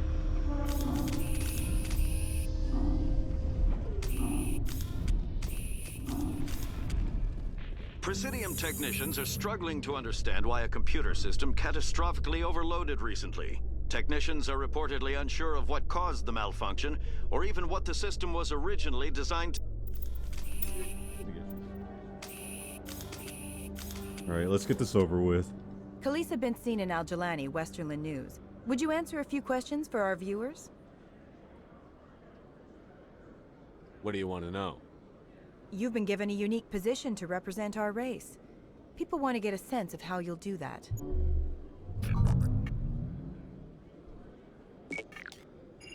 Humans have been trying to get the respect of the galactic community for 26 years. With that in mind, what are your feelings on being the first human Spectre? The Spectres represent the best of every species in the galaxy. To be asked to join them is an honor. Some have said your appointment is the Citadel throwing humans a bone. Have you encountered any situations where the Citadel asked you to place its needs before the needs of Earth? The Council is concerned with the needs of the whole galactic community. We're part of that community now. Our needs are on their agenda, but we're one of many. You really do believe that, don't you? You've been given command of an advanced human warship for your missions. Is there anything you'd like to say about it? Oh, no, no, no. I've had enough of your snide insinuations.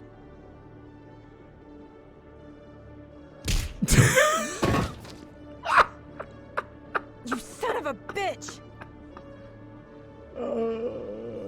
I'll make sure everyone in the Alliance sees that. Your career is over.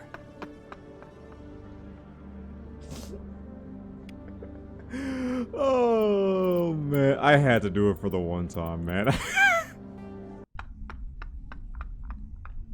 Bird? That shit is so funny, man. Khaleesa been seen in Al-Jalani, Westerland News. Would you answer a few questions for our viewers? Oh, what do you want to know? You've been given a unique position to represent our race. People want to get a sense of how you'll do that. I told you this game has a really Humans have been trying to get the respect of the galactic community for 26 years. With that in mind, what are your feelings on being the first human Spectre? The Spectres represent the best of every species in the galaxy. To be asked to join them is an honor. Some have said your appointment is the Citadel throwing humans a bone. Have you encountered any situations where the Citadel asked you to place its needs before the needs of Earth? The Council is concerned with the needs of the whole galactic community. We're part of that community now. Our needs are on their agenda, but we're one of many. You really do believe that, don't you? You've been given command of an advanced human warship for your missions. Is there anything you'd like to say about it? I'll punch you again. I'll do it. I'll do it. Actually, the Normandy was co-developed by human and Turian engineers. Its design incorporates many innovations, all of which are classified, I'm afraid. So the Turians have knowledge of the Normandy that is being kept secret from the Alliance public? Do you think it was appropriate to hand Earth's most advanced warship over to the Citadel? I'll do it. I'll do it again. I'll do it. I wasn't aware it had been handed over to anyone. I'm in command, and last I checked, I'm human. Same goes for my crew. Human, yes, but you do work for the Citadel now, Commander. One last question, Commander. Rumors back home say you're tracking a rogue Spectre named Saren. Do you have any comment on that? Those eyes. Shepard's holding it back. Shepard's holding it back, man. Those eyes tell a story. Saren instigated the attack on our colony at Eden Prime. Once his involvement was proven to the Council, I was assigned to bring him in. That's surprising, Commander. The official line says Eden Prime was attacked by rogue synthetics. Good luck in your mission. Thank you for your time, Commander Shepard. Yeah, go away. TLDR, reporter's a douche, tries to make you look bad. Game gives you an option to punch, give her a Falcon punch. Oh, that's great. You wouldn't believe how many people go for the option to punch her. Show me what you've got. I'll open the rare stock for you, Commander. Enjoy. But why? Hey, man, this was made during a time where that was not as frowned upon. Even then, to this day, there's on the BioWare's website, there are statistics for the Legendary Edition, and majority of players still decide to punch the shit out of her.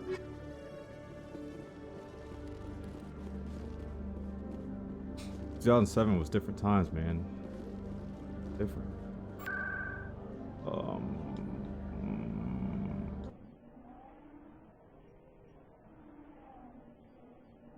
So I think the second batch of Citadel missions open up. Yep. I'm telling you, this is not what Jake would want. Who are you to tell me what my husband would want? I'm the only person making sense right now. You're endangering your baby. This baby is the only thing I have left of Jake. And now in this day and age, something like that probably wouldn't fly. Oh, what? I don't know, man. I don't care what you think, Michael. It's my decision. I know you're hurting, Rebecca, but don't let your grief hurt your baby too. Can I help you with anything? Perhaps you can talk some sense into her. I don't need anyone to talk sense into me, Michael. I'm not undergoing the treatments. My sister-in-law here is pregnant, and she's refused to let the baby undergo gene therapy in utero. I mean, female Shepard can give her the Falcon punch too, so we got that equality. I'm certain that she has a good reason. I'd like to hear both sides. My husband Jacob died from a rare heart condition several months ago. There's a chance that the baby could develop the same heart condition, but routine gene therapy can eliminate it. A very small chance, Michael. And extranet reports say the therapy could harm the child.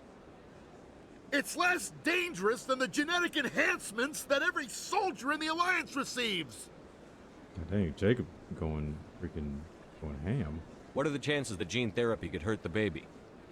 1 in 300 at most. But extranet articles say there could still be long-term complications we don't know about. Don't you understand? If my baby is that 1 in 300, I will always wonder if I killed my baby for nothing. What are the chances that your child will develop the heart condition? According to the doctors, there's a 1 in 50 chance. And if my baby develops the condition, medical treatments are available. Which are nowhere near as effective as simply getting the gene therapy. It's Rebecca's child, Michael. I think you should honor her decision. Damn it, she's not choosing. She's acting blindly out of grief. I know you want the best for your brother's child, but this isn't your decision. Of course it is! I'm the closest thing to a father this baby is going to have. Then support the baby's mother. Stand with her when she makes tough decisions. This baby is the only thing my brother... It's all I have left of him. I need to know that the baby's safe. It's all I have left too, Michael. I just want Jacob's child to be safe. I want to give him that much. We will. I promise.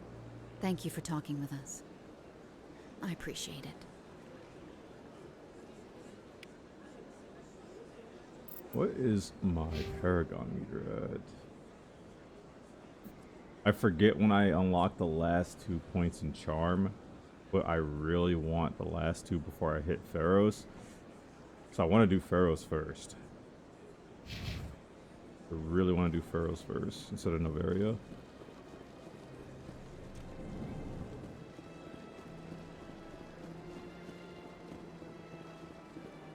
What up, Jelly? Commander, show me your items. Did I get your license already?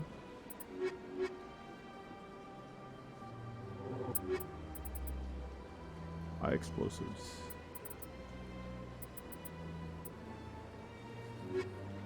So expensive, my man.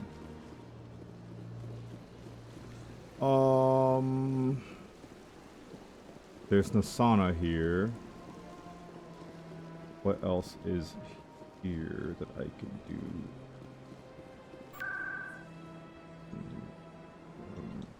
Go to the embassy.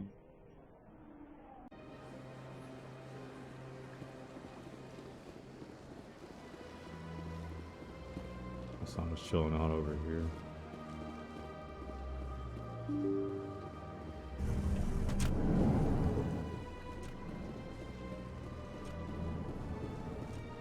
Haley, you got something to say? Shepard, what can I do for you now? Who doesn't? I'll be going now. Goodbye, Commander.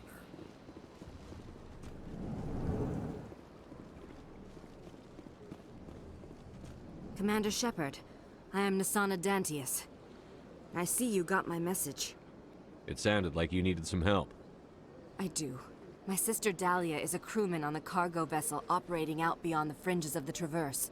Her ship was attacked by privateers. There were no reported survivors. I'm sorry for your loss. This is where it gets complicated. Last week, I received a message with her voice on it. Dahlia is alive. The rest of the crew was killed, but she was taken prisoner. The slavers demanded a huge ransom from me in exchange for returning her unharmed. Why didn't the raiders kill Dahlia along with everyone else? My sister probably told them who she was. My family's very wealthy, Shepard. They must have realized she was worth more to them alive.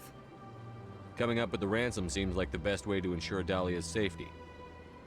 That's what I thought. I did what they wanted. Transferred the funds to the account they specified. Only they never released her. They haven't contacted me since. I've made a terrible mistake, Shepard. I'm a diplomatic emissary. By law, I'm required to report any attempted extortion to CSEC immediately. But I was afraid for Dahlia, so I just paid the ransom. Now she's still missing. And if anyone finds out what I did, I could end up in jail. Why would they put you in jail? You're the victim here. Government representatives on the Citadel are not allowed to negotiate with terrorists. It's too dangerous. Paying a ransom would only encourage more kidnappings. I support the law in theory, but when I got the message, all I could think about was Dahlia's safety. I doubt they would actually send me to prison for what I did, but they would strip me of my post, and Dahlia would still be in the hands of the slavers. You want me to find her and bring her back? You only need to bring her back. I've already found her for you. I tracked the ransom payment through several accounts. Eventually, it led to a small mercenary band operating out of the Artemis Tau cluster. I need you to go to the Merc base, take them out, and bring my sister back. You shall be well rewarded. Can't you hire someone else to do this? I do not want to take chances with my sister's life. I need a Spectre. Besides, you operate outside official channels. My superiors cannot find out I never reported the ransom in the first place. How'd you find out who was behind the ransom? I have resources. Contacts and credits can go a long way, especially if you're willing to bend the rules. I already broke the law when I paid the ransom. This couldn't make things any worse. Anything you can tell me about the mercs who have your sister? Pretty much what you'd expect. Rough, dangerous, and well-armed. Nothing a Spectre cannot handle, though. Keep your reward. I'll bring your sister back. I promise. Thank you, Shepard. I knew you were the right man for the job. Come back and see me when the job is done. This place seems strange. Wish there were more humans around. I like the first time I've ever accepted that mission that way. I've never really heard that dialogue before.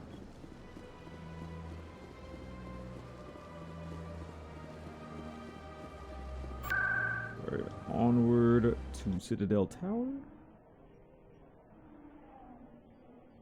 Emily Wong should be up here. Yeah, there she is. Commander Shepard, could I have another word with you? Hello again, Commander. I've got a proposition for you. Since you helped me get information on the crime syndicate, I've gotten a lot more backing from my publishers. I'm investigating traffic controller conditions now, and I wondered if you could help. That seems like a step down from wide-scale corruption. Actually, in a way, it's more important. This isn't about people getting rich. This is about safety. I've heard rumors that the space traffic controllers are overworked to a dangerous degree. I can't get into the control room, but you could. If you planted a bug inside, I could crack the story. Everyone knows space traffic controllers are overworked. How is this news? There's a difference between overworked and dangerous. Traffic at the Citadel has increased by 300% in the last century, but traffic controller resources haven't kept up. We already have several last-minute wave-offs per week. Do we have to wait for a full-blown disaster? What will this bug allow you to pick up? Just audio and video. I'm not trying to tap into the traffic control system if that's what you're worried about. I just need to hear and see them in order to correlate their activity with traffic efficiency. This bug you want me to plant, could it interfere with traffic signals? Absolutely not. I made certain that the frequencies it uses won't interfere with anything. If you crack this story, what's likely to happen? Ideally, there will be calls to improve working conditions by hiring more controllers and upgrading systems. The Council won't pay for improvements voluntarily. This story will provide that pressure. I can't promise anything, but I'll see what I can do. Give me the bug. Excellent. Just place it on a terminal with a good view of the area. Thanks again for your help. In the long run, this story is going to save lives. Look at my boy, Kahoku. No, I'm waiting to speak with one of the Councilor's assistants. Commander, any word on my missing men? I'm not sure how to tell you this, Admiral. Your men were killed by a thresher maw. A thresher maw? That's not... My men wouldn't just stumble into a thresher nest. Not the entire unit. Press the triggers on accident, man. Leave me alone. Somebody lured them there with an Alliance distress beacon. Placed it perfectly so they'd land right beside the thresher nest. Damn it. I had a bad feeling about this ever since my team disappeared. An Alliance beacon used as bait, my unit wiped out, and nobody seems to know anything about it. Commander, I appreciate what you did. Now I need to do my part. The families of those Marines deserve to know why they died. Captain Anderson said you had information on Baines. Not as much as I'd like to. One of my crews found him, frozen stiff on board a derelict vessel. The missing recon group? The one I sent you to find? They were scouting the system we found Baines' ship in. Anything you need from me? Not right now, Shepard, but I'll let you know as soon as I find something out. Hey man, the goons know what's up. The squad knows what's good. Something needs to be dead. The gang pulls out.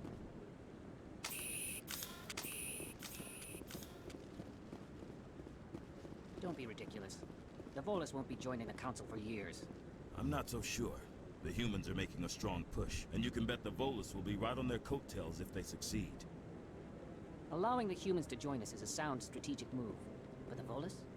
No. The Hanar are likely to be next, then the Elcor. You may be right, though the Hanar need to lighten up a bit first. You just don't like them because you have trouble understanding them. You look very familiar, my man. Look very familiar to me. I know you're not that Solarian, but you look just like him.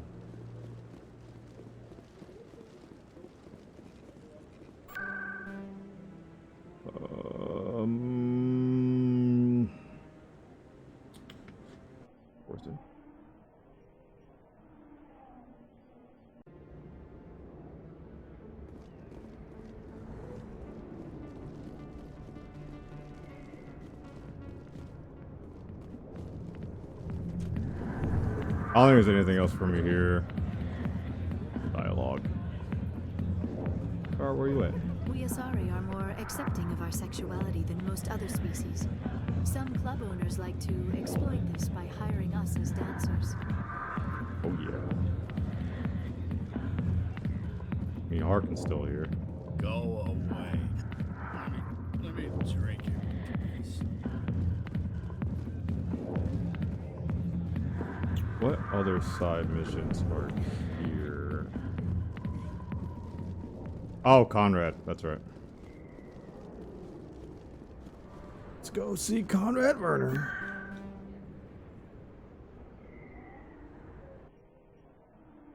Please don't soft lock. Okay, cool.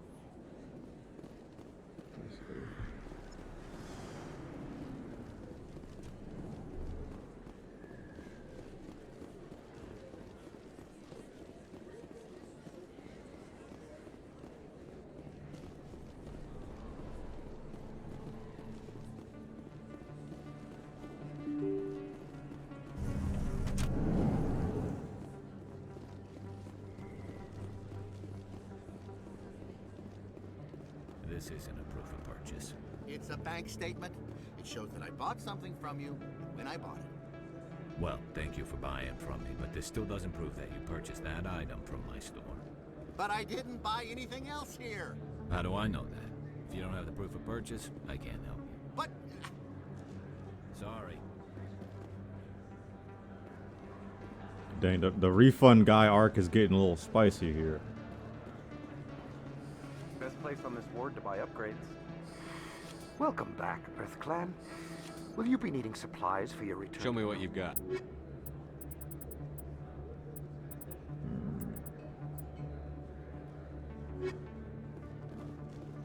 Hey, Commander Shepard, it's me, Conrad Werner. Remember me? There are rumors on the extranet that you've been made the first human Spectre. That's incredible. Being a Spectre is a big responsibility. I just want to make humanity proud. The vids are all talking about Commander Shepard fighting for all of us back home. And they also say that you don't take crap from anybody. You're showing them what humans can do. Hey, can I get your picture? I don't have a problem with it, but why? You're a hero, Shepard.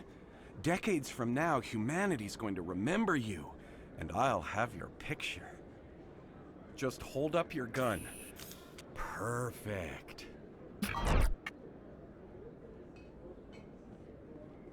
Thanks again, Commander. I'm gonna hang this in my living room. My wife will love it. Oh, yeah, good old Conrad.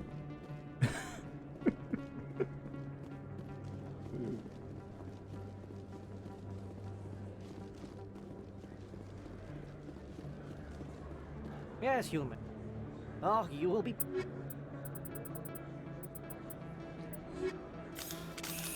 Wrong button.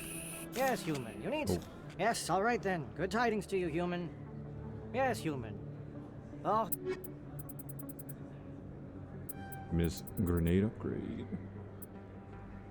Warlord A.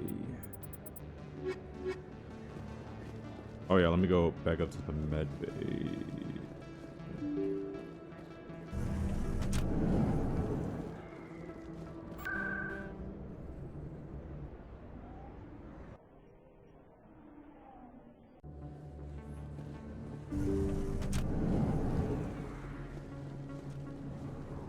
Yes, Commander. Of course. Ah, she doesn't have the Medi-Gel upgrades? Oh, Dr. Michelle did.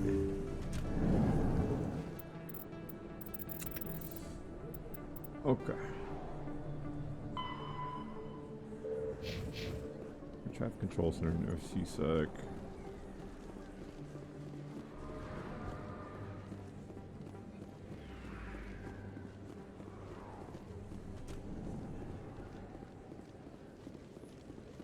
Mass Effect 1 is the most sci-fi of the entire trilogy. Mass Effect 2 is the most cyberpunk. Binary Helix has settled out of court with a Krogan group that had accused the Genetics Corporation of fraud. The Krogan group had contracted Andromeda's very Helix to sci-fi perform too, but studies with a long-range goal of curing their genetic sterilization. The group later sued for a return of investment money when the study produced no viable results. Mass Effect 2 is not entirely cyberpunk, it just has a cyberpunk-esque aesthetic. Color palette. How the game is presented in a way, a little bit. Why?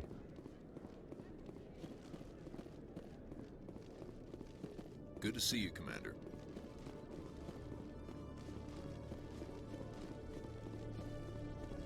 Is memory serving me correctly? Yeah.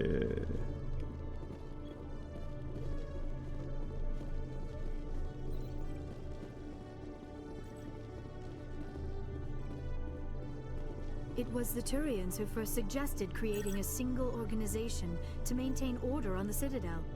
Perhaps that is why more than half the force is Turian. Nice to see so many humans working for CSEC.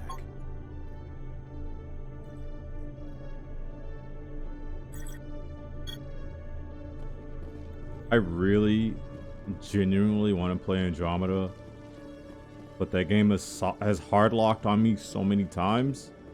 I don't want to attempt to play it again.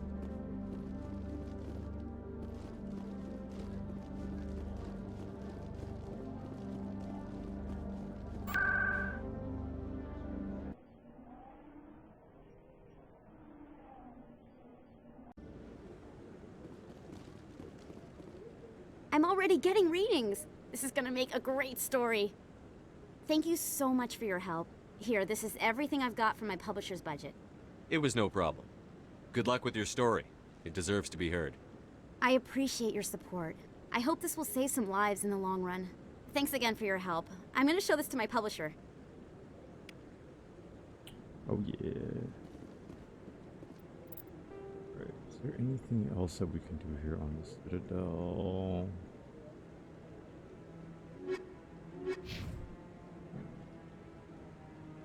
I am actually gonna look up something real quick.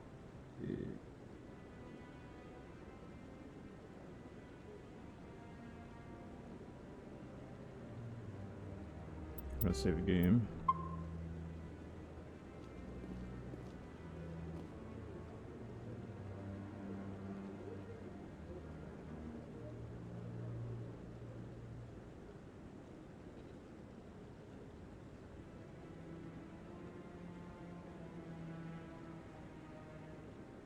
Nope, no.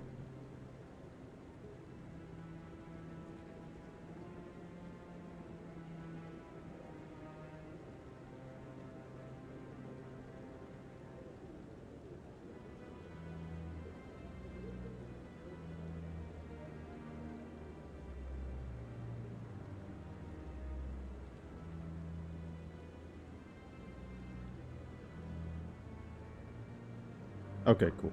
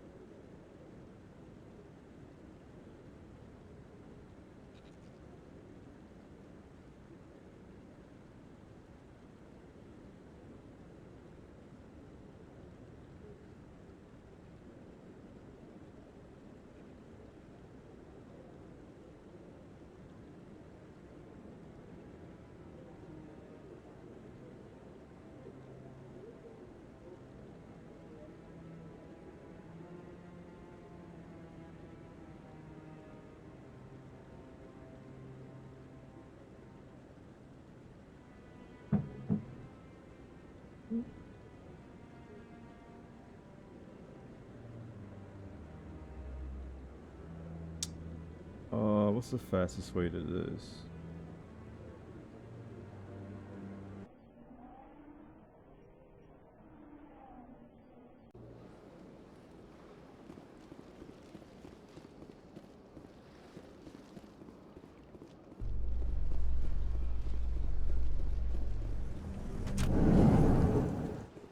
not here.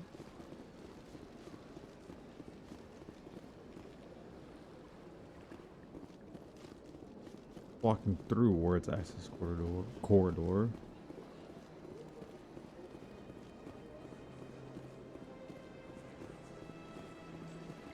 I guess Therum doesn't.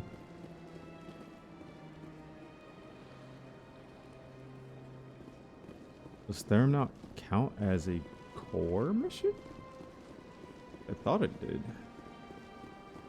Let me actually go In down. breaking news, Chairman Burns of the Parliament Subcommittee on Transhuman Studies has been kidnapped by biotic extremists. The biotics commandeered a freighter and were last seen in the Hades Gamma Cluster. No demands have yet been made. Another side quest.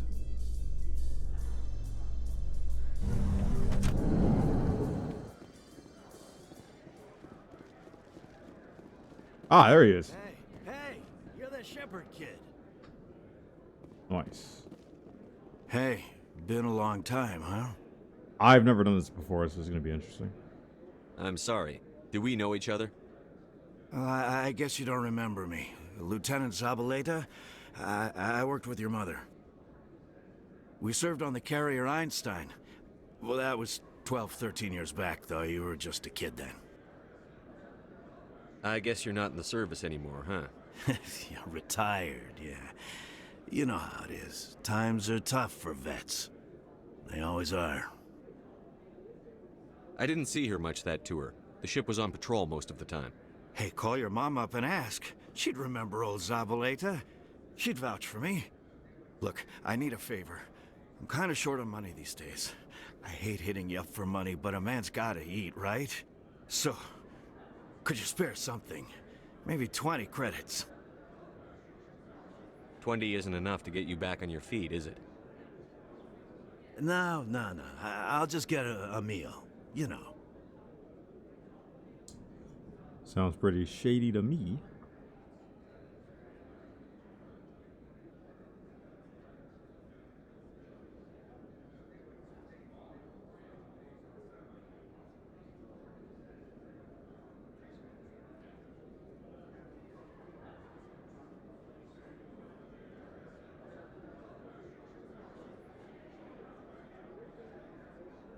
Yeah. It's not a problem. You're a good kid, you know that? Thanks. You ever want to come by and talk, I'll be here. Huh? Can't afford a ticket home, right? Brother, not all weird people you see are crack. You ever just sit and watch people? You can learn a lot. Thanks for the credits, kid. No Batarians come here, you know. And that's good. Good. You ever just sit and watch people? You can learn a lot. Oh yeah, I mean there could be different. Be some other reasons for it. Some of the others are going for Novio's farewell thing. Damn, I forgot that was today. Where's he going again? Novaria. Apparently, they've got a huge demand for corporate security. Novaria? Isn't that the frozen planet? Yeah, I wouldn't go, but I guess the pay's pretty good. Huh. Be some other factors as to why people are off the hinges. Not just the drugs, you know. In remembrance of Eden Prime, we present another Profile in Courage with serviceman Nirali Bhatia. Drugs are a huge reason, though.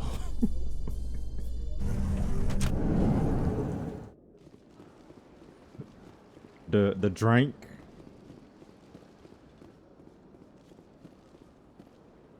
I mean, the drink's not that bad.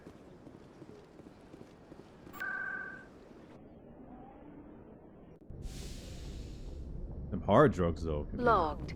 The commanding catastrophic. officer is aboard. XO Presley stands relieved. Yeah, I've never done the Spacer's side quest, I guess.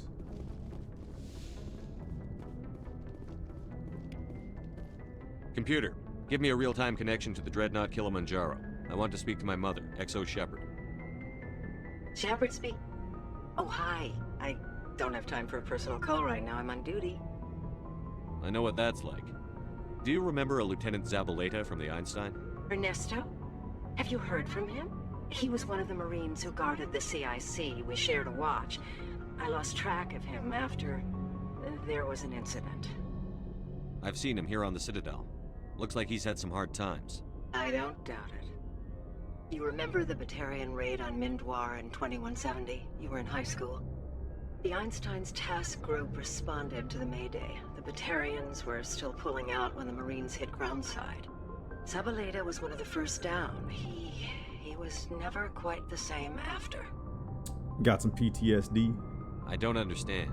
What happened down there? About every abomination that a sentient being can do to another. To a slaver, a person is just another animal. And humans aren't always liked out here. We heard about corralling, culling.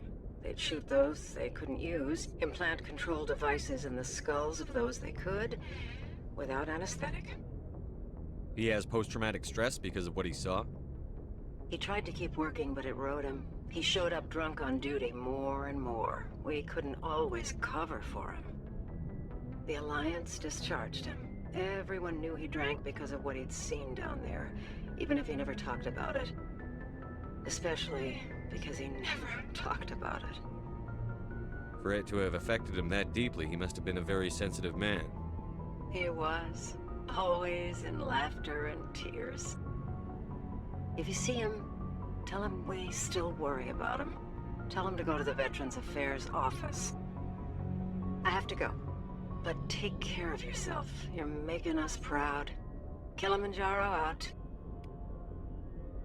That was cool.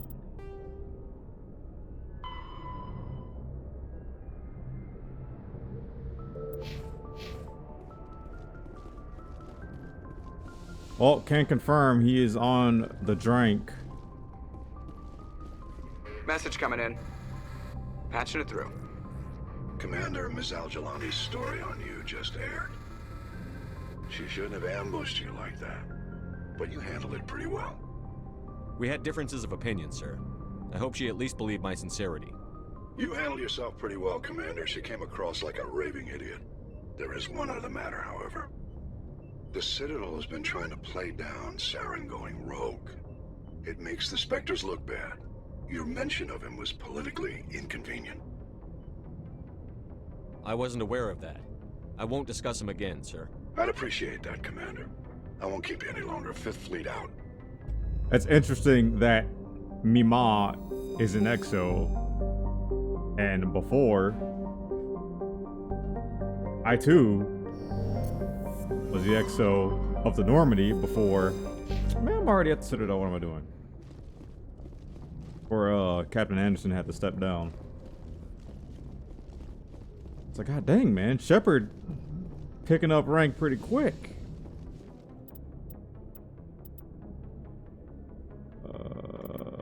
Gosh. Logged. The commanding officer is ashore. Exo Presley has the deck.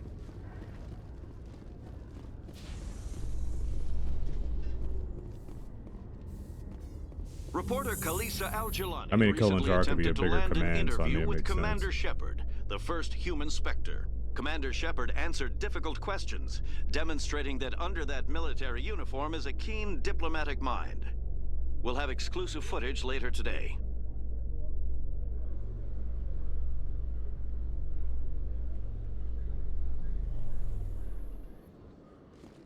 Do I not remember the fastest way to the Ward's access corridor?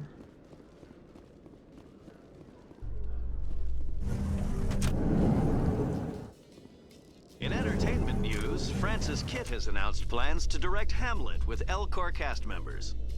The production will open dramatic theater to the L-Corps with a Hamlet who uses L-Corps body language and pheromones. Kitt claims that he's also excited by giving a human audience the chance to judge Hamlet by his deeds and not his emotions.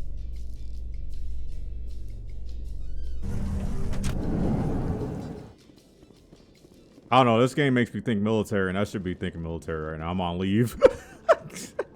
I have 14 days of leave. No, this isn't where I wanted to go. God dang it. Alright, let me just do it the way I did it last time.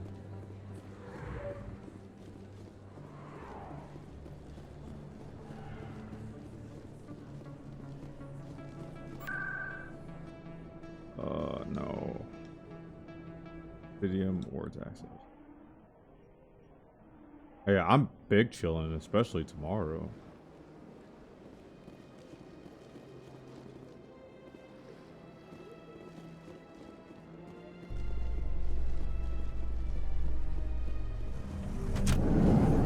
I'm what the kids say these days, big chilling. Are the concerned that the return of the Geth will lead to more anger against your people? The Geth killed billions and forced us from our homeworld. Most Quarians believe we have paid properly for our mistake. I hope the other races view matters in the same light.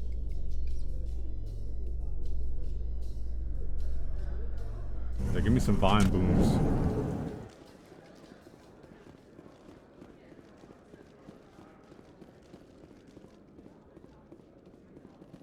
Yeah, I've played this game for I don't know how many years, and I still learn stuff about it. Hey, back again, huh? I don't suppose you got any credits to spare. I spoke to my mother. She told me about what happened on Vanguard. Did she? I wonder. People tied like prize hogs, locked in cages, clawing and screaming as they're loaded into cargo pods. And we couldn't reach them. The Batarian defenses had us pinned. Dozens died trying to advance. All we could do was watch as they hauled people away. I've been looking for 13 years for something to make that sight go away. What have you got, huh? I'm not going to give you money to drink yourself to death. You need to stop this. If you don't have a better option, just give me 20 credits. A good bottle of whiskey. Enough to stop the dreams. My mother said to go to the Veterans Affairs office. You're not the only one who's seen that brand of hell. They can help. The VAO? God. All right. If she wants me to go talk to someone, fine, I'll do it. For her. She always stuck up for me. She always was naive. All the VAO does is pump you full of chemicals. If she wants to talk, tell her she can reach me through the Citadel VAO. Oh, yeah. Oh, yeah. What's next for Tally? Definitely. AI hacking. Answer my own question. Is that mission? Yeah. Nice. How many Paragon points do I have now? Close to...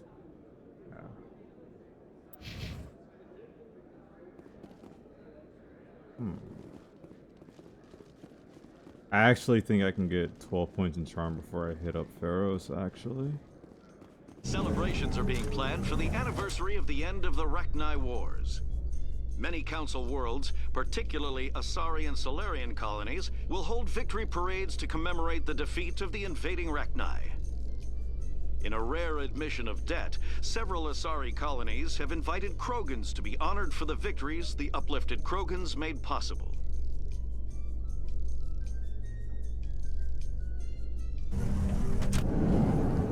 So we're about to get into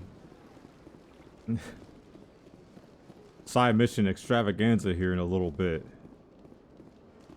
A lot of Mako driving, and I'm not gonna be happy about it. Logged. The commanding officer is aboard. XO Presley stands relieved. Man, why is Presley the XO? Presley doesn't like aliens either, man. Alright.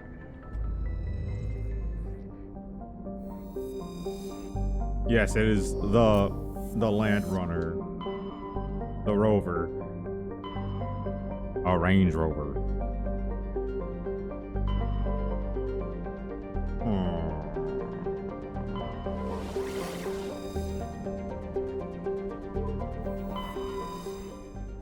AKA the worst vehicle ever created, ever. I still stand by that statement.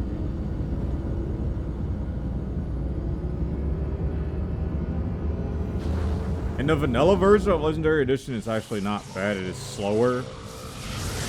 IMO without the boost from the original trilogy. Message for you, Commander. Just came in over a secure channel. Oh, at infinite boost, it controls like ass again. I found out who set that trap for my men. The ones killed by the Thresher Maw. Damn, I hope you get this message. It was a group called Cerberus. An Alliance Black Ops organization. Cerberus? Top secret, highest level security clearance. They vanished a few months ago. Dropped right off the grid. Nobody knew where they went or what they were up to. They've gone completely rogue, Shepard. They're conducting illegal genetic experiments, trying to create some kind of super soldier. I don't have any proof, but I found the coordinates for one of their research worlds. I'm uploading them with this message.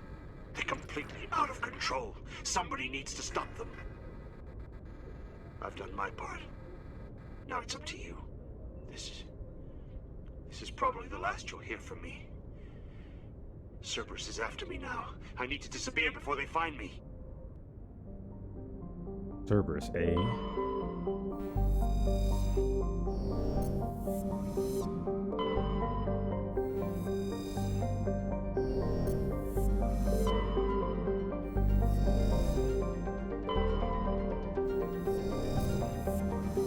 These surveys on planets and whatnot, either giving me materials I need for side missions or credits, or both.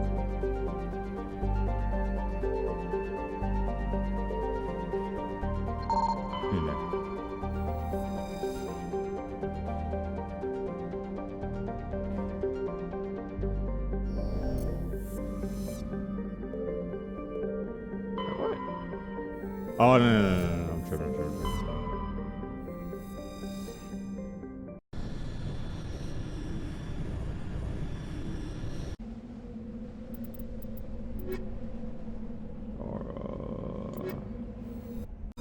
Mangaroos.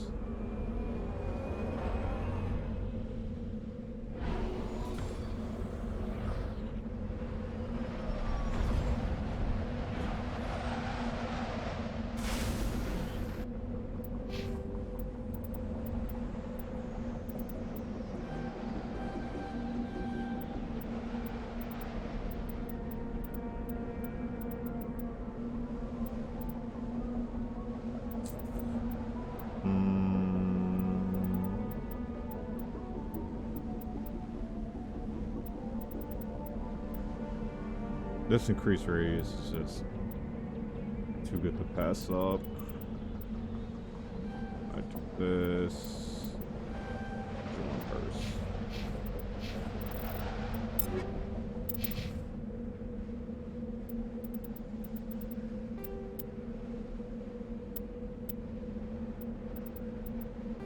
Oh, yes. Have any Turian armor for you? I do not. I could pull off cheese, but I won't cheese for now.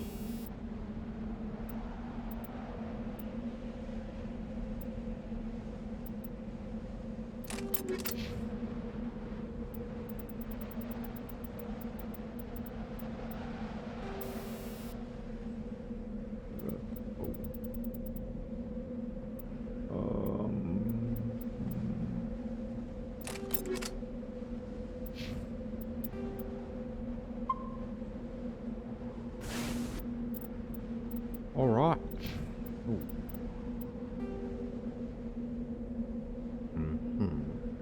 Omelet.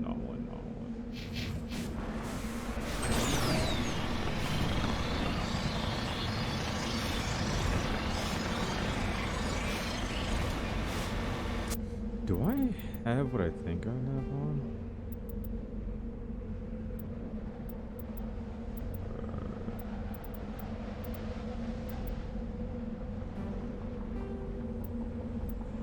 Sync off.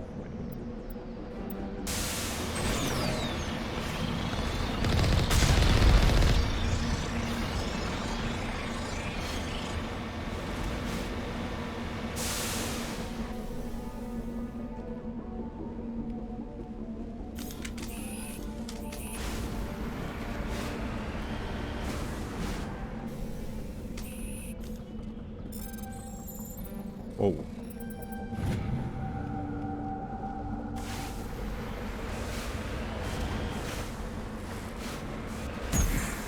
come on, Mako.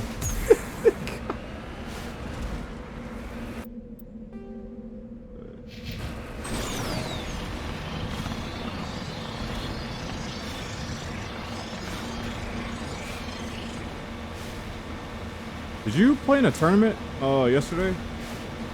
By any chance?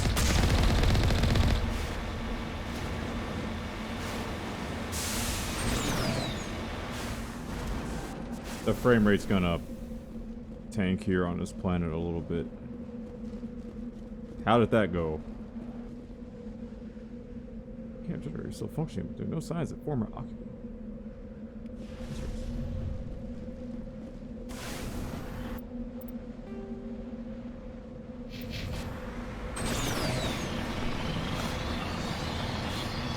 What place did you get?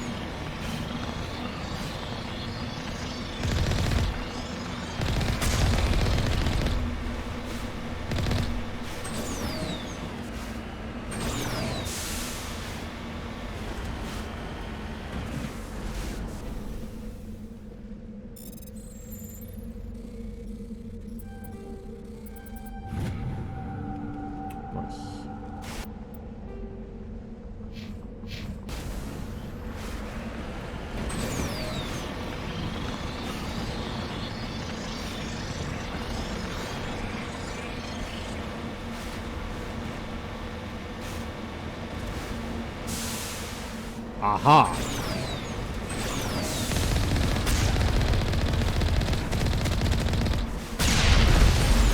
Think of whether or not this is a planet where I got ambushed by Captain and all.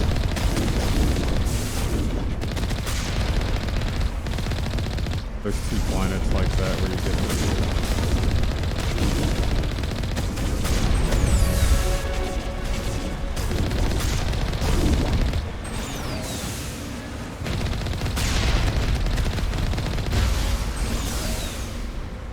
oh, the frame rate.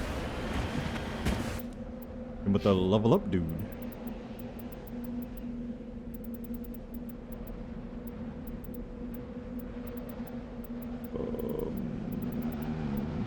What do I want? Just finish off Unity.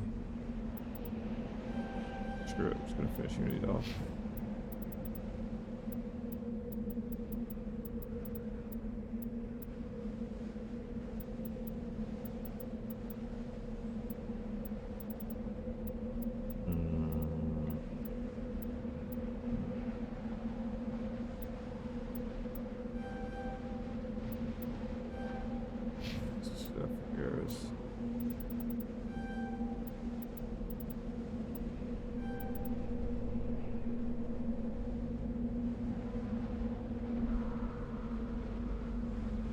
Ah, okay. Nice.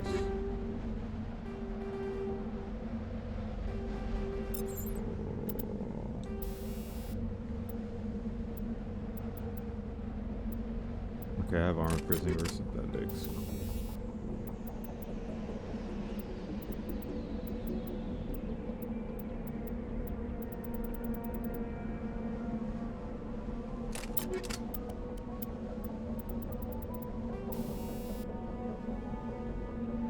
Ooh, kinetic buffer.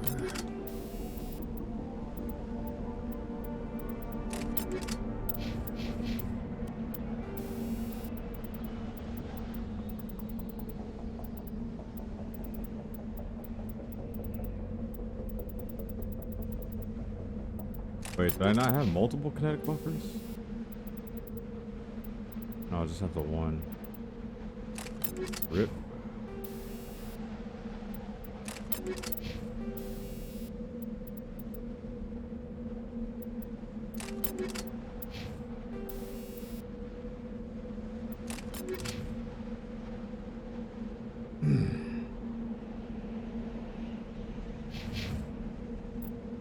Well, to lose is to improve.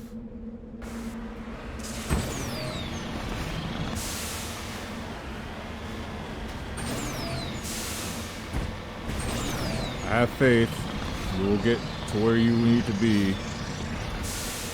Keep grinding them games out.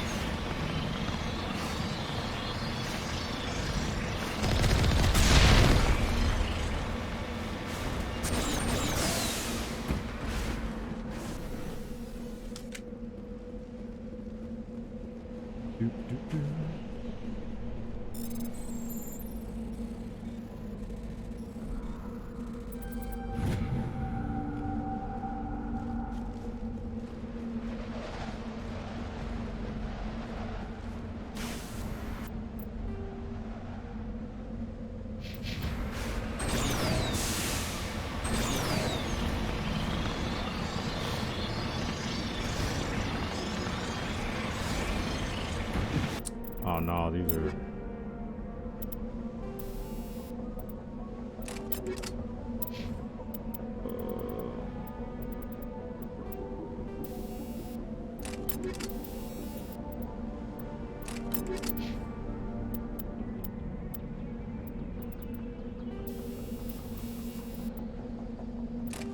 I'll give Garrus the incendiary rounds.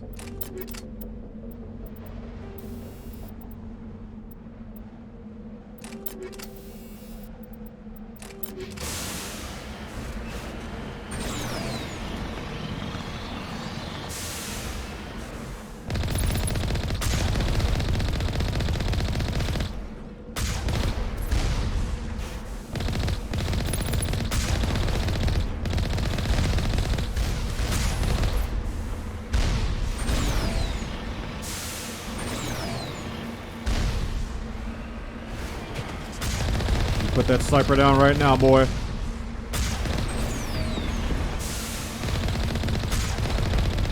Oh boy.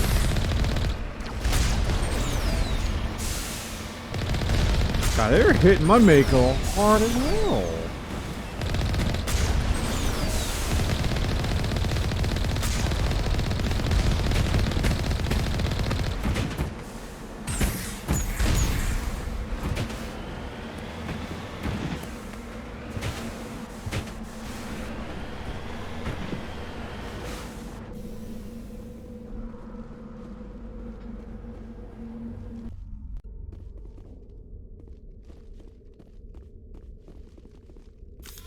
I kind of forget which mission this is. Now it gets fun.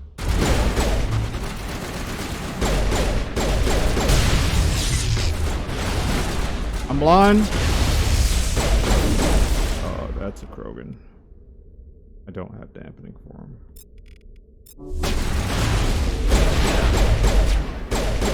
Oh, wait, there.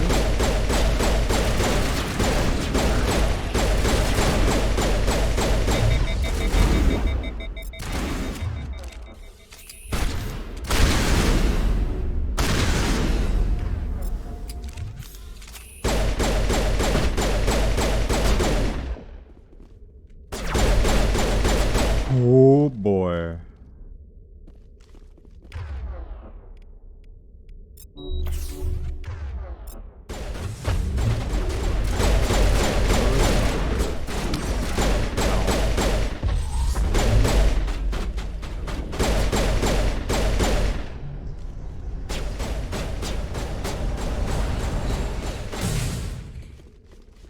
Garrus is KIA.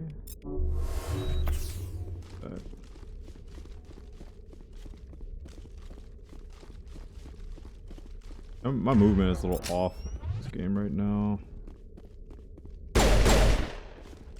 Untapped.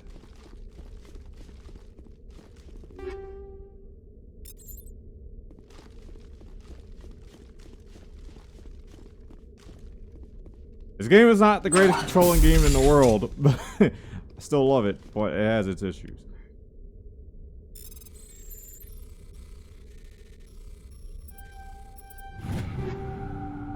Ooh. Oh, yeah.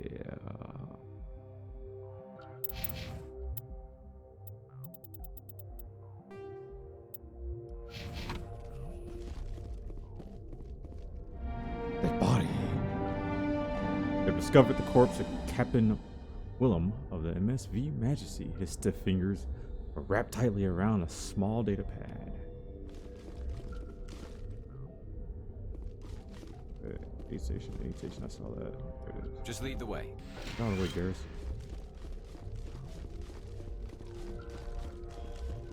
Patching you up. That.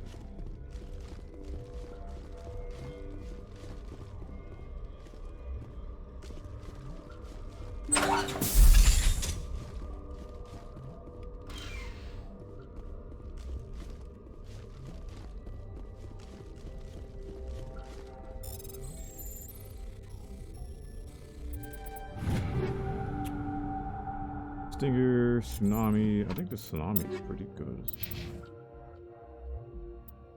Yeah, Tsunami is OD. Bet the Garrus.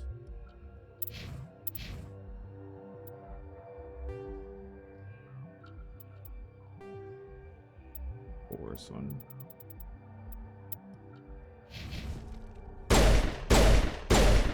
Oh, ho, ho.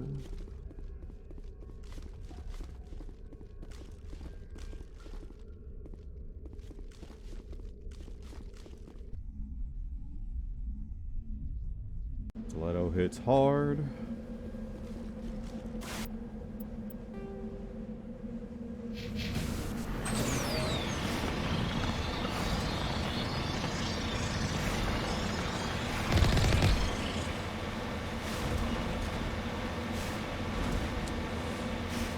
Oh, the snow is not treating my game right now.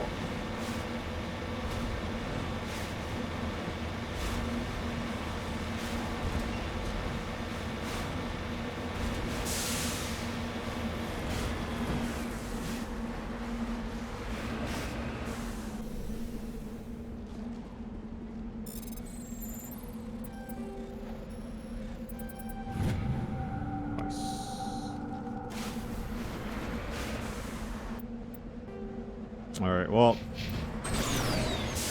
time to fight this goddamn Thresher Maw.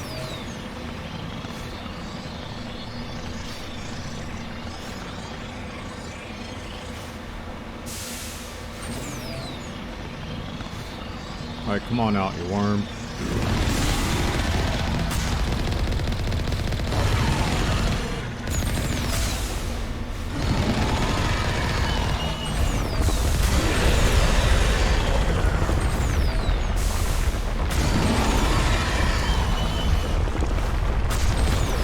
Oh my god, oh my god, oh my god, get away from me.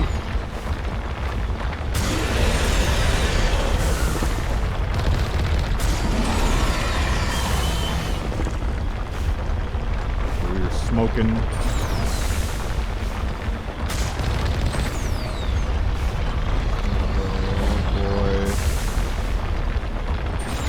Oh boy. Oh boy.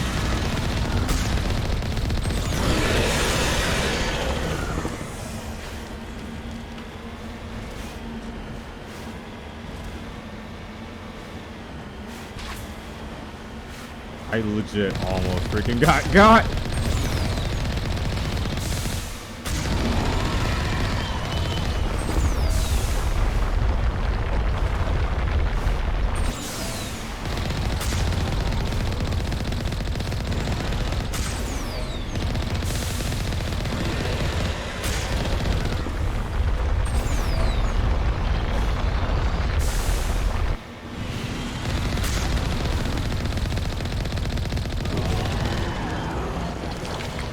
Yeah.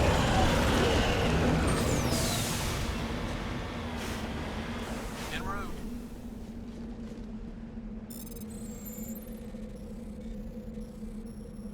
Oh boy.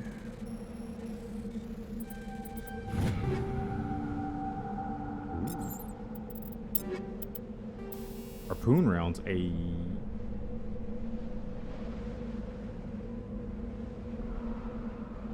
I think this is a part of the black market mod. Harpoon rounds hit hard. From my experience. I did not mean to throw.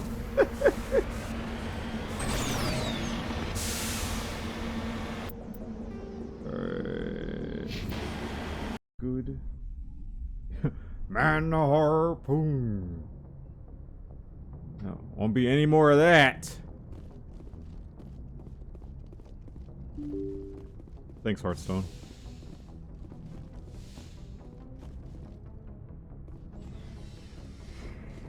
Dun, dun, dun, dun, dun, dun, dun.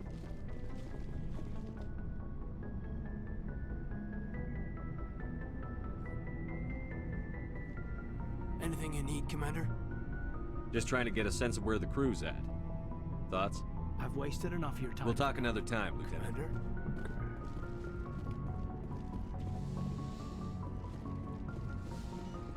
Let me see if anyone has any new dialogue. Liara. I get the feeling you want to ask me something, Commander. I just wanted to talk. Of course, Shepard. What did you want to talk about? I should go. Goodbye, Shepard. Ain't nothing new yet.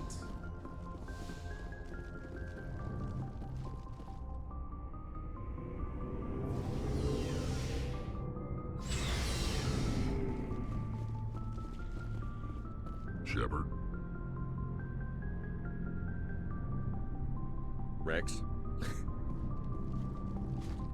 Commander? What's your opinion on the last mission? Not sure I buy Dr. Tassoni. Hey, want me to... Too bad those ruins got to... Nope. Not it. We'll talk later. Looking forward to it, sir. I don't think anyone's gonna have Commander, anything new. good to see you.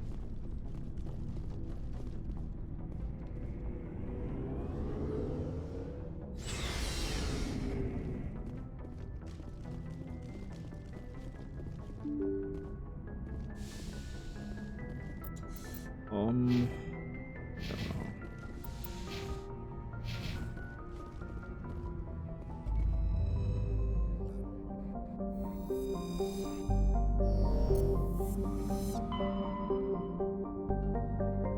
There's the barrier right there.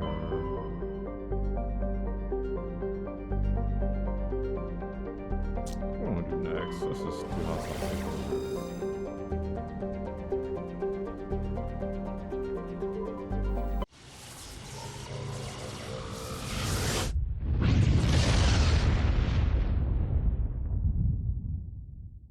Commander, urgent message from Alliance Command coming in. I'll patch it through. Shepard, this is Admiral Hackett from Alliance Command. We've got a situation here, and you're the only one that can handle it. What do you need, Admiral? There's an Alliance training ground where we test weapons and technology in live fire simulations. One of the VIs we use to simulate enemy tactics in the drills is no longer responding to our override commands. It's gone rogue. Oh yeah. Luna mission. Are you telling me this computer is thinking on its own? We're not stupid, Shepard. This is a virtual intelligence, not a true AI. It's not self-aware, and it can't access any external systems. We didn't do anything illegal here. Virtual intelligence support is critical to our military success. VIs process thousands of status reports and react in nanoseconds. No human can do that. We need you to fight your way through the training ground of the VI core and manually disable it. Can't you disable it remotely? Our fail-safes aren't responding. The VI operates on a closed network. It can affect any external systems, but we don't have any direct access to its processes. We could bomb it from orbit, but the damage to the facility would be catastrophic. We'd prefer to have someone shut down the core. Someone like you. I know Spectres answer the Council, but you're still human. You're still part of the Alliance military, and right now we need you. The VI controls all the facility's weapons, drones, and automated defenses. You're the only one that can pull this off, Shepard. Good luck.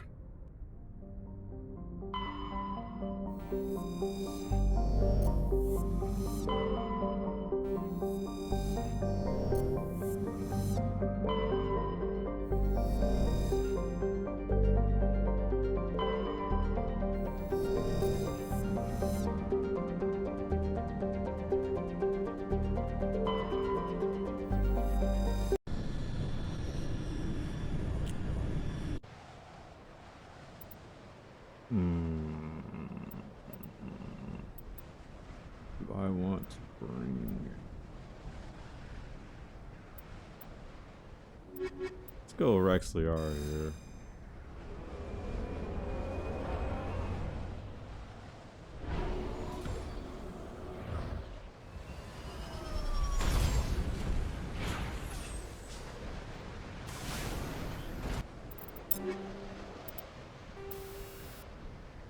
Okay, I got it on right quick.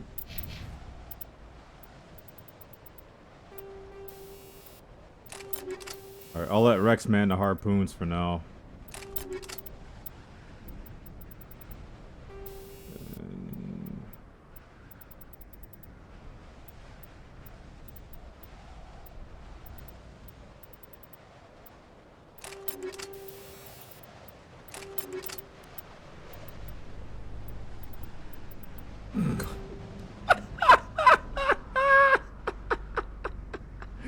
Yes.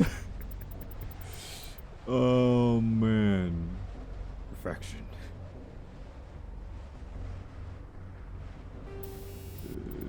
Oh, he's gonna go in, all right. This is the greatest armor. You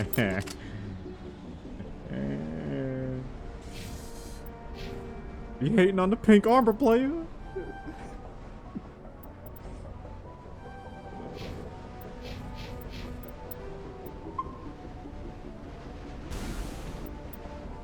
Phoenix armor is top tier.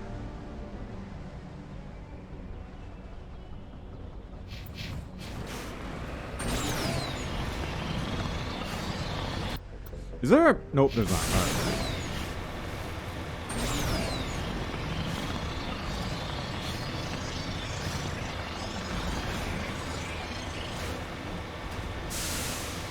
Yeah, I have a plethora of mods enabled, but they're mostly quality of life changes.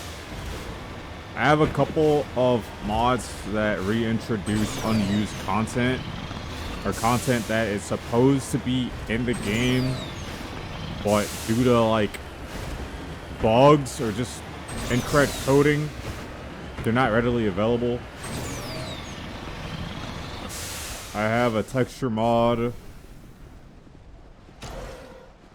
I have one on Tally. I have... Ooh. Is it time for cheese? I have one on Tally. I have one on Liara that makes her more in line with her Mass Effect 2 appearance. Or Mass Effect 3 appearance. I forget which one. Ooh. Spectre Armor 4A. Oh, yeah.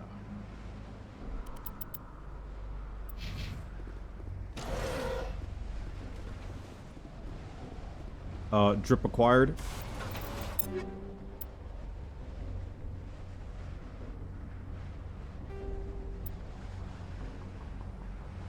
Which one was the executioner again? Anyway. Oh, and then I have infinite boost and infinite sprint.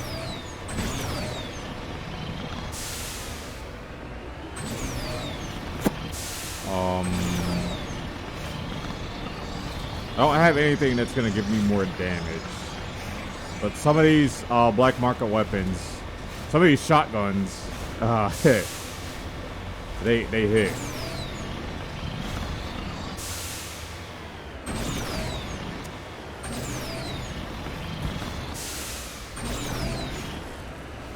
Yeah, nothing too game breaking. It's gonna be the same when I play Mass Effect 2 and Mass Effect 3. Mostly quality of life stuff. Or texture character mods that I really liked. Or mods is gonna add more assets like armor. Stuff like that.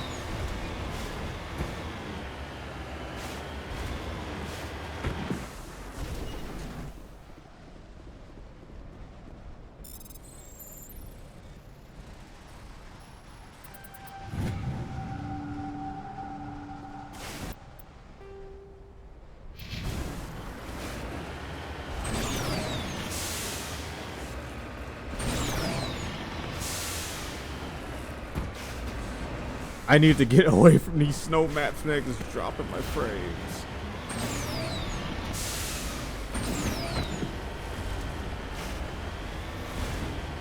This is happening on a 3070, by the way.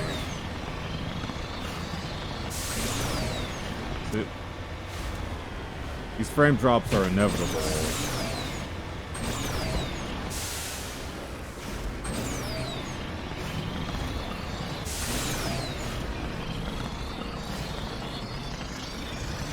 Get up there.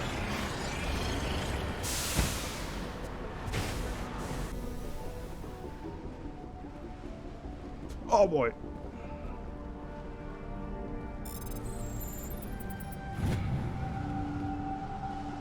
But the OG Mass Effect one really didn't run.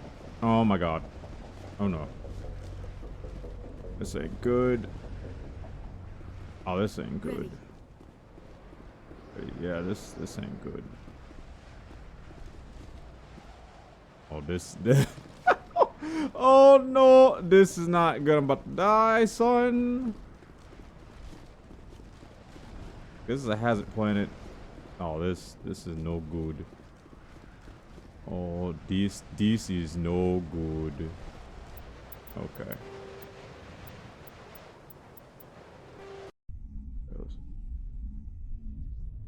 Yeah, there.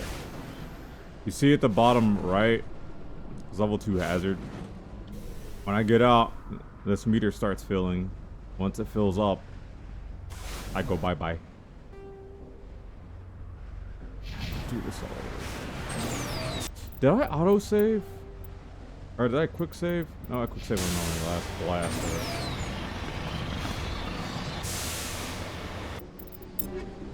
Oh no, no, my armor.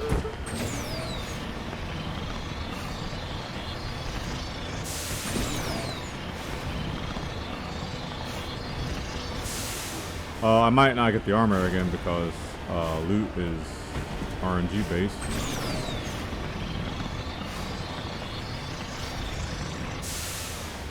For the most part. Did I know?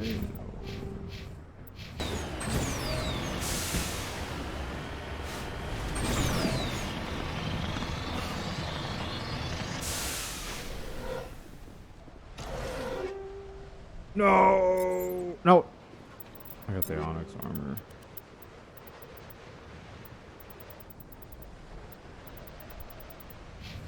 Blast. Wait. Take it. Nice! Never mind. We in there.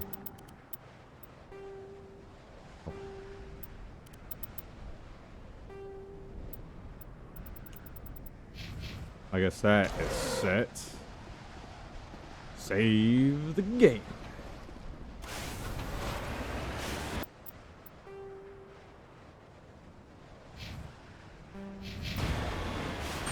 Unless there's just something that I don't know about that is like... I can't... It's not dynamic shadows. I've turned this off at one point.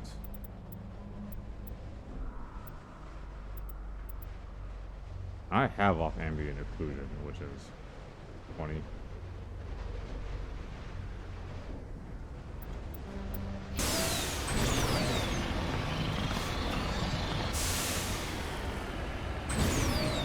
I mean, the 1440p, yeah, but this happens mostly on these snow planets because of the particle effects. Unreal Engine and particle effects have never really gone hand to hand.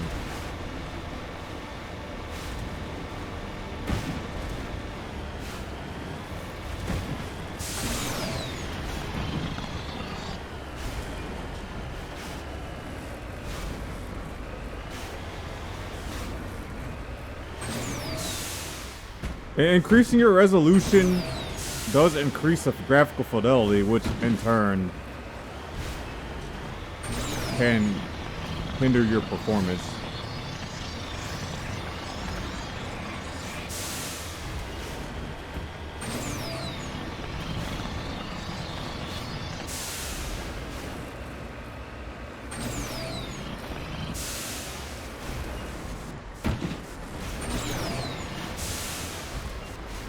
Hey, what up, my boy?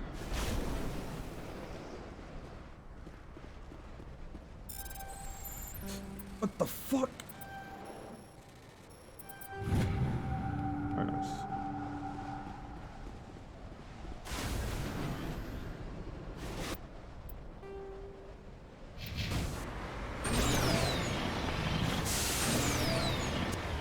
But games that use Unreal Engine have always, oh boy, had these performance issues when all these particle effects come into play. Happens with this game, it happens with Borderlands.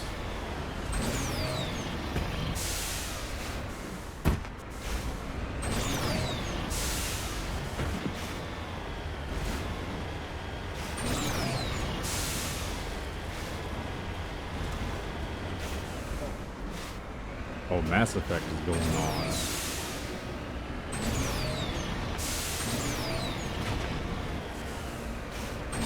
Gonna play through this goated series one more time.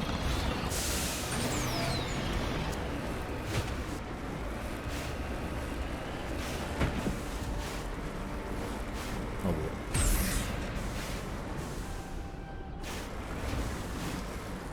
Come on, you beast!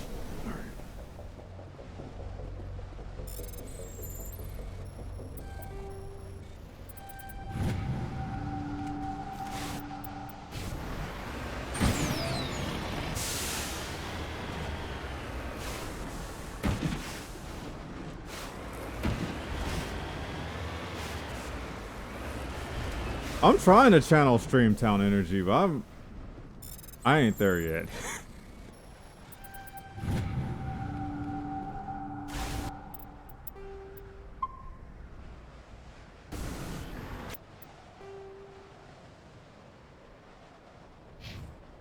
I am giving a little bit of an ode to XCal with some Vanguard insanity, though. Gotta make the man proud.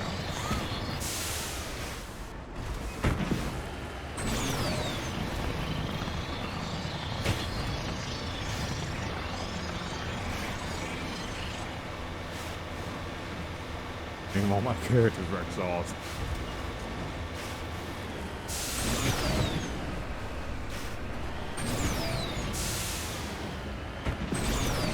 Well, I was gonna make an Obama Shepherd, but I was like, nah, I can't do that.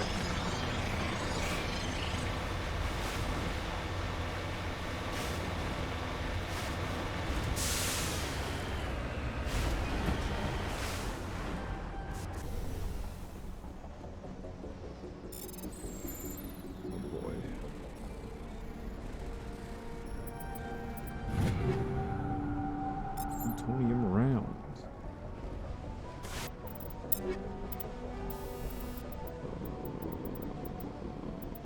Where they at though? There they are. But Vanguard is my favorite class as well. One of my favorite classes. At least in this game and the second game, Vanguard is my favorite class. I gotta represent.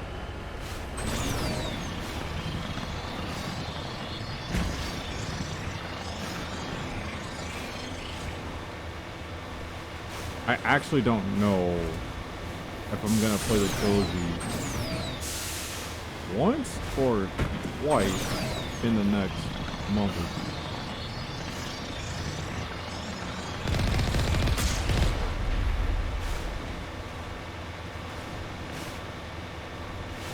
This is my favorite Western RPG of all time, if I haven't already said that or mentioned it.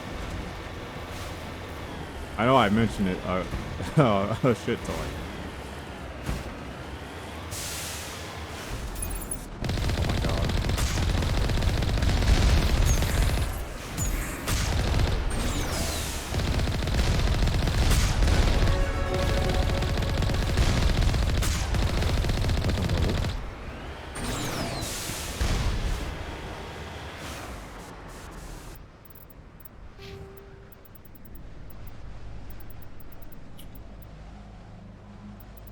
I've never really tried maxing out shotguns. Shotguns aren't really that great in this game. Gosh, I have Singularity. I have no points into it. What do I want?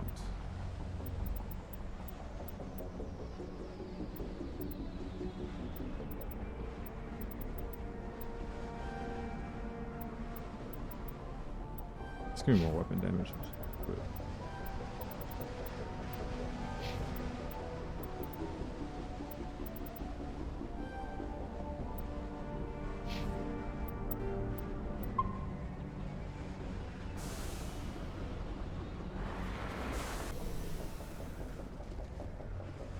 The damage percentage that a tree gives is very minuscule.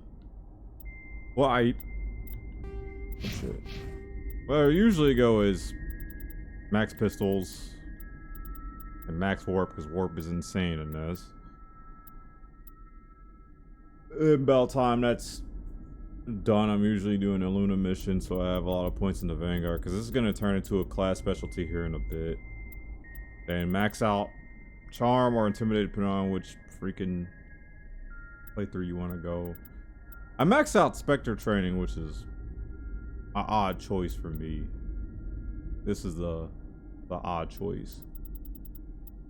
Shotguns aren't great in this game, but these black market shotguns are nutty.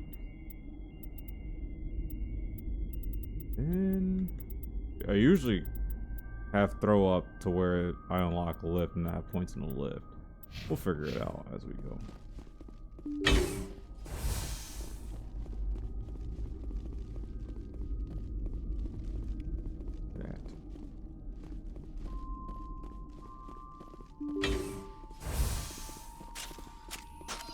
Oh, this is not the weapon.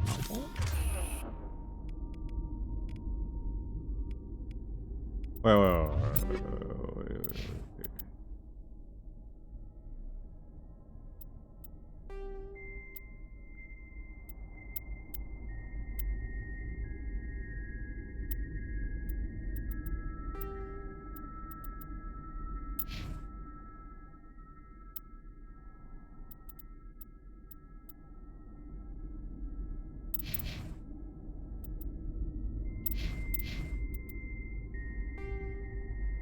No.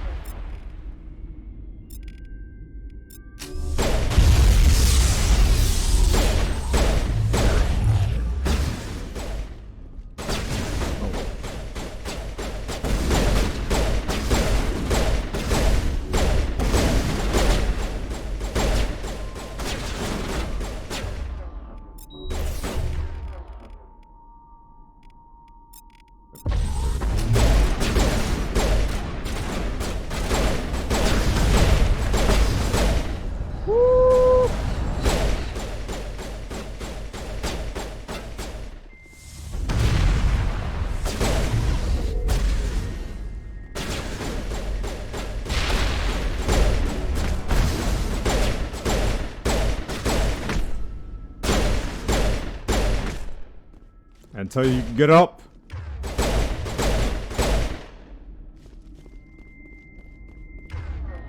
Alright, you're getting chunked. You're getting super chunked. God damn! Elena was right. These guys had quite the operation going. That's all going to change. One down, just one more to go.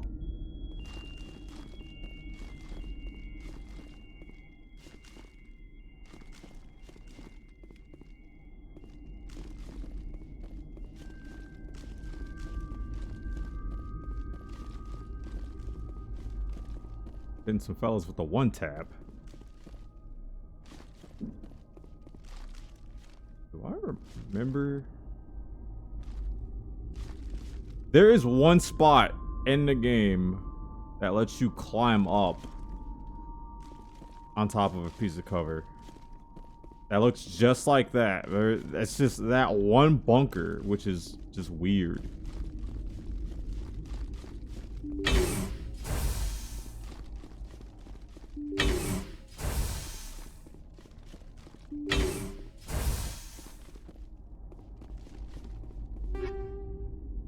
RG4.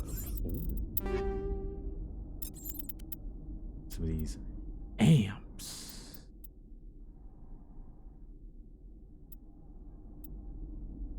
Want a bigger cooldown bonus?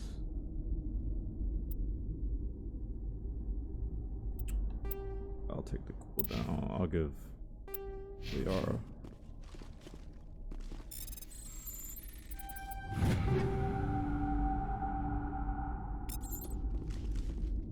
Well, I gotta do it now.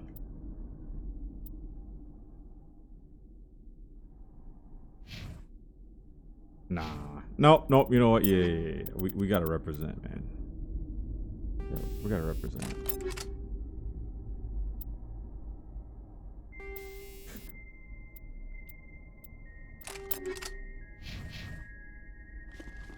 Gotta represent the pink.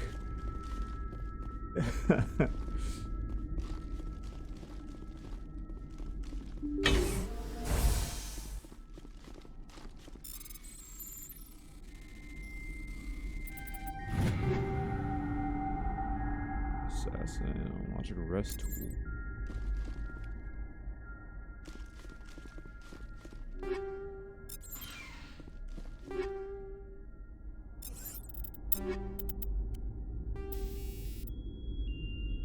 Damage. Yes.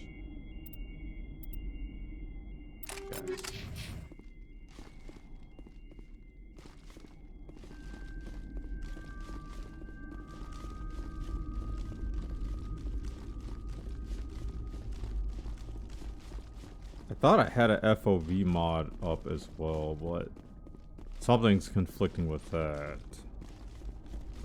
But I don't mind this FOV.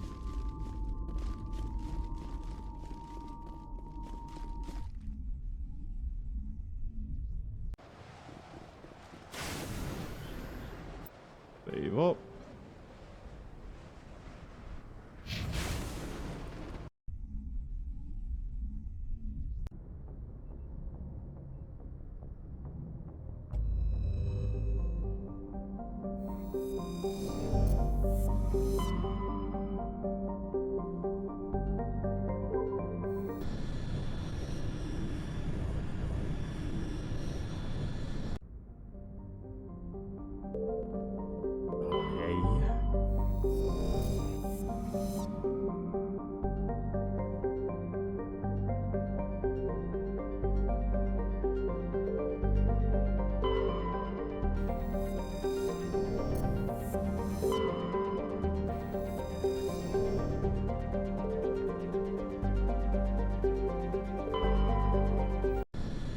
I honestly probably will donate to see XCal play through the series again.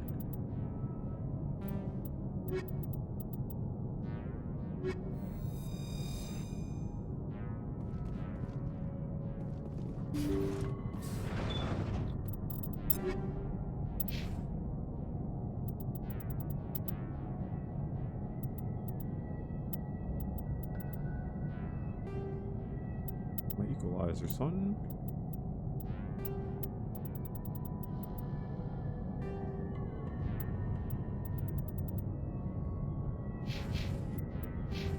Got 2 more points here.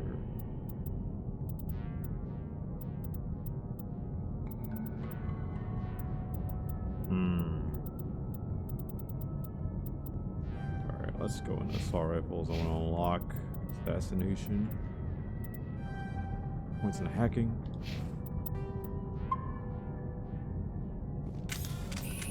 Looks like this vessel was abandoned.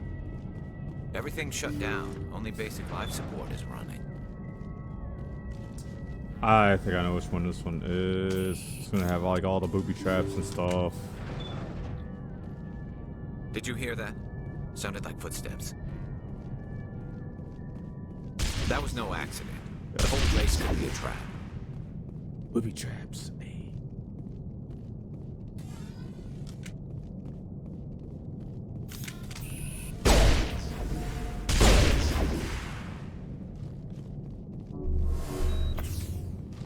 Deadly poison.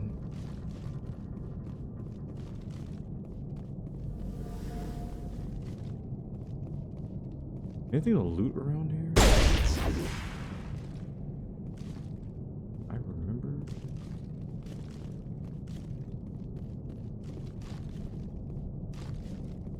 Ooh.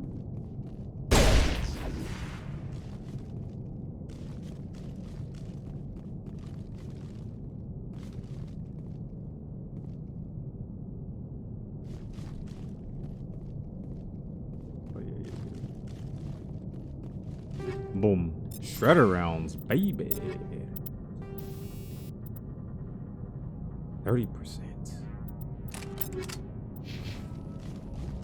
Also, get used to seeing the same like 4 or 5 biomes. Because you're gonna see the same 4 or 5 biomes. Oh. Jacob's not going to make it. His brain was deprived of oxygen for too long.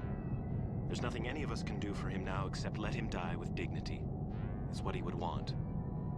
I'm more worried about Julia now. She's showing signs of severe depression.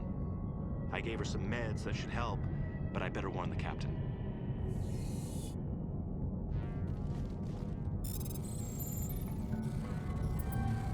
No!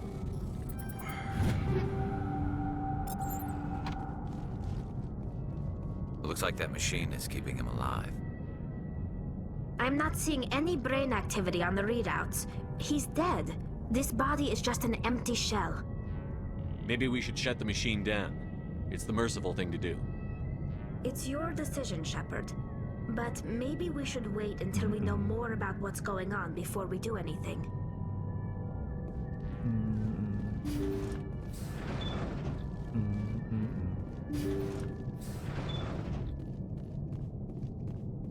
Ooh, spooky.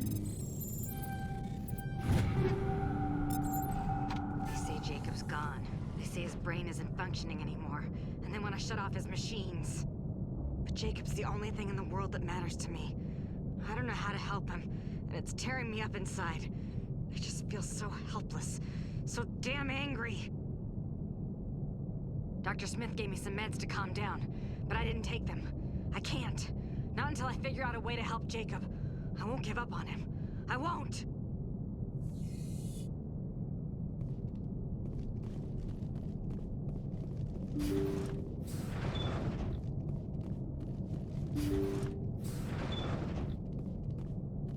Jacob is showing no signs of brain activity. There's nothing more we can do for him.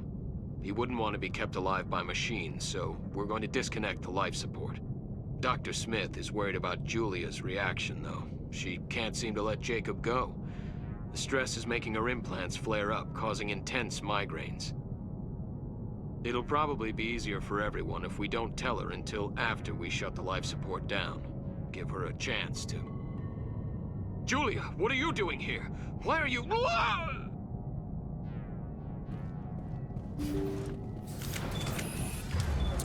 Happy Feet. Wombo combo. It ain't Falco. Holy moly!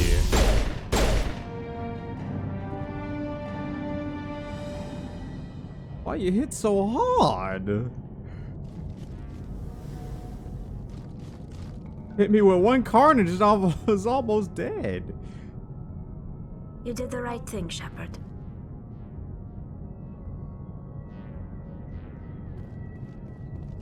Which VA? The one for Juliana?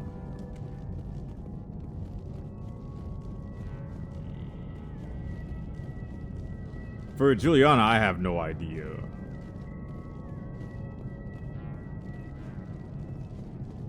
But it does sound awfully familiar. Oh, the guy? Oh, I'm not sure, brother.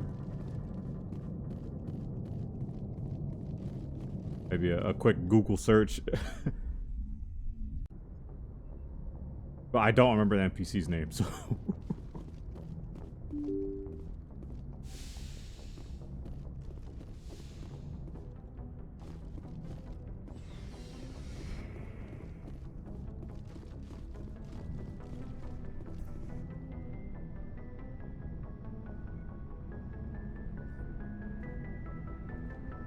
Anything you need, Commander? Just trying to get a sense of where they know about the stonewalling you've had from the Council. Oh, sweet. More dialogue. They deserve to know what we're up against. They're on your side. They're pissed about the resistance we're getting, especially from our side. I'll have a better handle on all of it when my head stops hurting. Another L2 flare-up. Anything I can do? No, Commander, it'll settle down. It's rough sometimes, but they spike higher than a lot of L3s. Besides, I fared a lot better than some after Kinetics was through.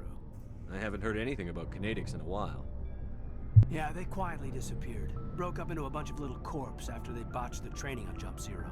After first contact, Kinetics was set up to track Element Zero exposures and develop implants for humans. Once we had an embassy on the Citadel, Kinetics could bring in experts instead of taking it slow. The only experts would have to be aliens. Dead on. Turians, actually. That's why Kinetics kept it a secret. They were afraid of what people back home would think, asking the Turians for help when we just fought a war with them. The Asari would have been more acceptable than the Turians. Yes, but the company didn't go through the Citadel. It would have made Earth look weak, so they discreetly hired some Turian mercenaries. Is there some reason we couldn't learn it on our own? They didn't know where to start. Hell, it took a couple of years to even link biotics and Ezo. Forget trying to get the kids to move stuff. They had trouble just helping them not break their own limbs. And their choice of teachers didn't help much. I'm sure Kinetics did what they thought was best. It wasn't best for us. They brought in an ex-military Turian named Commander Vernus. A real hard-ass. He basically had a free pass to break us if it would turn out a decent biotic. Kind of spiraled from there, Commander. Did he ever face charges for that? He got his, yeah. But like everything else at Jump Zero, it was under the table. The less said, the better. Anyway, this is ancient stuff. I walked it off a long time ago. I should get back to my duties, Commander. We're here to make history, not rehash it. What's your opinion on the last What mission? is this clip? Dr. Tassoni. Seems like I mean, if you like the bookish sort. We'll talk another time, Commander.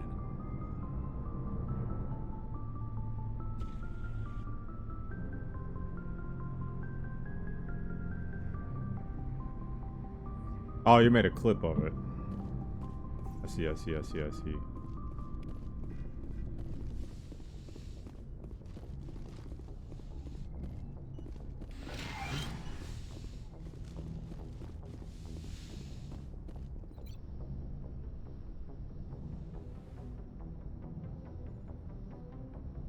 I get the feeling you want to ask me something, Commander. Maybe we could pick up where we left off. You were telling me about your interest in the Protheans. Actually, I think I was talking about my interest in you, and making a fool of myself in the process. As I said, I am not used to dealing with people, especially humans. I did not really know much about your species when we first met, Shepard. I found it hard to take humanity seriously. Your kind always seemed so rushed and high-strung. We don't have the luxury of time. An Asari can live for 1,000 years. We're lucky if we hit 150. That is true. At first I thought that was a weakness of your species. After spending time with you and your crew, however, I think it may actually be an advantage. You humans are creatures of action. You pursue your goals with an almost indomitable determination. It is an admirable trait, but also an intimidating one. You're scared of us?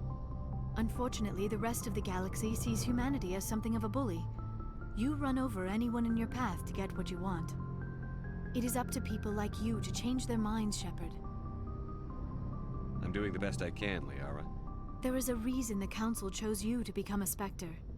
They saw something special in you. The best of what humanity has to offer. I looked into your history. I know what you did during the Blitz. It was a remarkable display of courage and heroism. Spying on me? Huh? You didn't need to go behind my back. I would have told you whatever you wanted to know.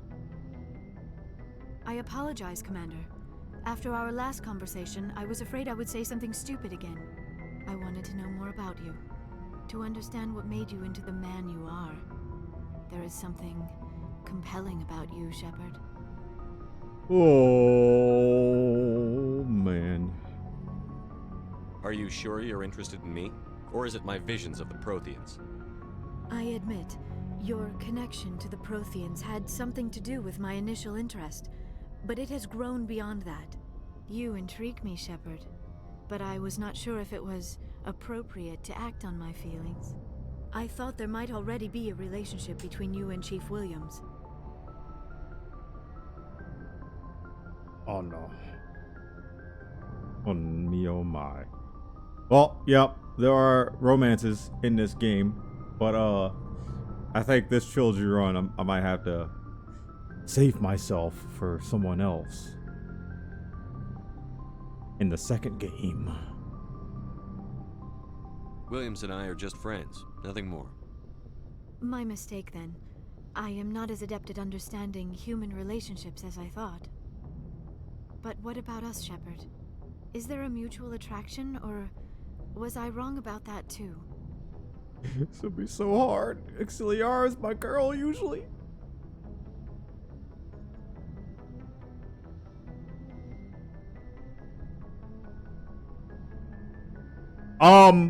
You can, but there are consequences to be had if you do that. Oh, you know, my mind is telling me this. No, my body's telling me this. My mind's telling me this. They are. I'm sorry, boo. Just not this playthrough. I'm not interested in you in that way, Liara.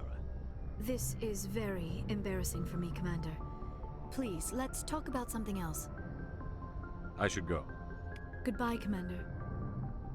No, fool! Not like get alien herpes. No.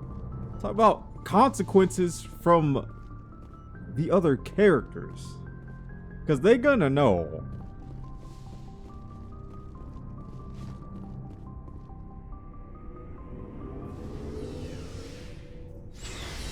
They're gonna know, my man.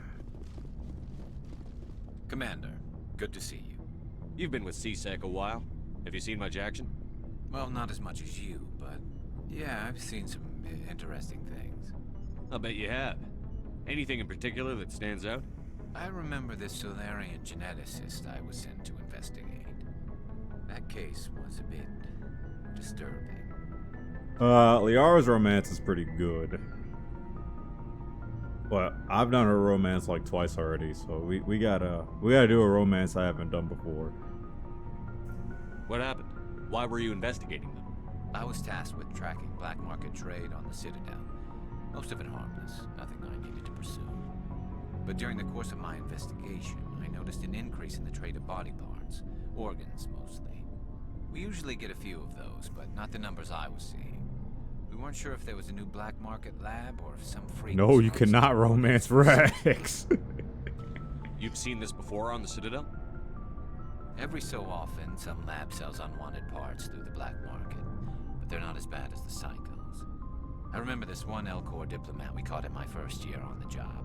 He was hacking people up and selling their organs. Had the station in a bit of a panic. But this case wasn't that clear-cut. Turns out there was more going on than we first realized. So how did you figure out what was happening? First, we got a hold of a sample and ran DNA tests. The weird thing was, the match led us to a Turian who was still alive and was very convinced he'd never lost his liver. After a bit of digging, I discovered this Turian worked briefly for Dr. Salion, the geneticist. So I went to his lab hoping to find evidence of cloned organ development, but there was nothing. No Solarian hearts, no Turian livers, not one Krogan testicle. You're kidding, right? Why would anyone want Krogan testicles? Some Krogan believe that testicle transplants can increase their virility, counteract the effects of the genophage. It doesn't work, but that doesn't stop them from buying. They'll pay up to 10,000 credits each. That's 40,000 for a full set. Somebody's making a killing out there. Oh. I love Garrus. What did you do about the geneticist? I brought in some of his employees for interrogation, to see if I could get them to talk. While I was interviewing one of them, I came across something suspicious. You mean threaten? Was that really necessary? Maybe, maybe not. Either way, it paid off. One of my detainees started bleeding profusely during the interview. We offered to patch him up, and he got frantic, freaked out. I ordered a full exam to find out what was going on. Our medics found incisions all over his body. What is this conversation? It is art, my friend. That was our big break. It is art. These people weren't just Dr. Salion's employees. They were test tubes. Walking, living test tubes. He was growing parts inside these people? Exactly. He cloned their organs right inside their own bodies. Then he harvested them and sold them off. Most of the victims were poor. He'd pay them each a small percentage of the sales, but only if the organs were good. Sometimes an organ wouldn't grow properly, so he'd just leave it in them. Most of them were a mess, but only on the inside, hidden so nobody could see it. I hope he got what he deserved. That's the worst part. We never caught him. Why not? What the hell happened? He ran, blew his lab, grabbed some of his employees, and headed for the nearest space dock. By the time I found out, his ship was already leaving. He threatened to kill his hostages if we tried to stop him. But you went after him anyway, right? I ordered Citadel Defense to shoot him down, but CSEC headquarters countermanded my order. They were worried about the hostages, worried about civilian casualties if the ship was destroyed so close to the Citadel. I told them those hostages were dead anyway. He just used them to make more organs, but they wouldn't listen. Well, it's not worth the risk. You pursue the vessel and disable it. That's the best choice. They sent the military after him, but he got away just the same. Yes, they did. I went to Palin and told him what I thought of him and his policies. He said if I didn't like it, I could quit. Well, I almost did. All they had to do was disable that ship, stop him from running. Maybe the hostages die, maybe they don't, but at least we stopped the bastard responsible for it all. If you don't care about the fate of those hostages, then you're no better than he is. You're just a terrorist with a badge. Yeah, maybe you're right. It doesn't make it any easier, but I see your point. Just wish I could have stopped him. That's all. Do you have any idea what happened to Dr. Salion? I sent out feelers from time to time, hoping to find something. I thought I'd found him a while back. He changed ships and changed his name to Dr. Hart, his idea of a joke, I guess. I told the military, but they weren't convinced it was him. I got the transponder frequency for his new ship, but I just can't get anyone to check it out. I'll check out the coordinates when I get a chance. I was hoping you'd say that. But Commander, take me with you when you go. If it's Salion, I want to be there when you find him. Oh, yes. What do you want, Shepard? Why did you become a mercenary? Lots of reasons. Such as? Such as, I needed to get out of our system. I needed to eat. I needed to survive. Why not stay and help your people? I tried to help. That's why I had to leave. Wait, what's going on, Mr. Pyro? Okay. What happened? I was betrayed. I was head of a small tribe. We were trying to restore order after the war, but the other tribes were against us. They followed Jared, one of the few warlords who survived the war with the Turians. But he was old, and so were his ideas. He wanted to continue the war. He wanted us to fight. Turians, Solarians, each other. It didn't matter who, as long as we were fighting. What did you want? I just wanted Jared to shut up, to stop his ranting. I wanted him to stop leading the tribes astray. But he couldn't understand how much things had changed. We didn't have the numbers to go to war. Even if we did, the genophage made sure we couldn't replenish our numbers fast enough. I told them all to forget about war. We needed to focus on breeding, at least for one generation. And for a while, we were getting through. Some of the tribes started coming around.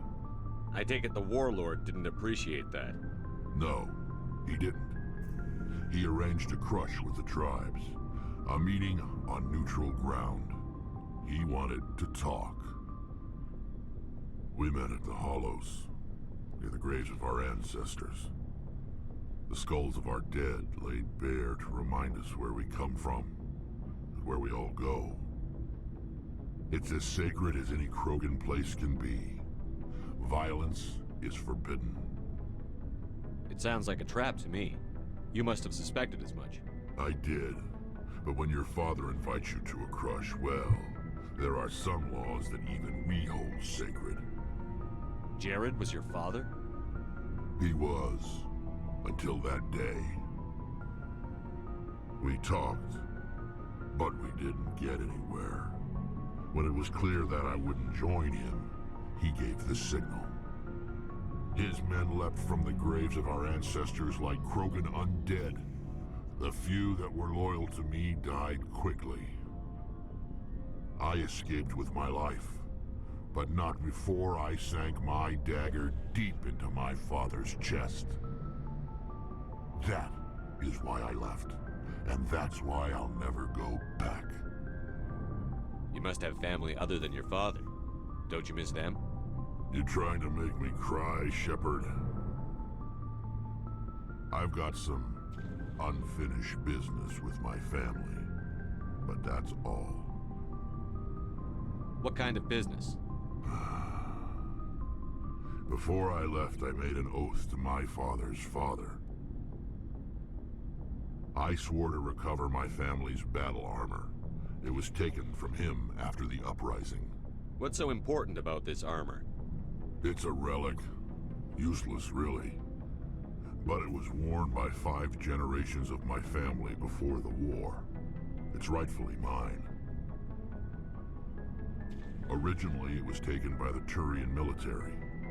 We weren't allowed armor or weapons after the war. Now, it's in the hands of Ton Actus, a Turian scum who collects relics from the war.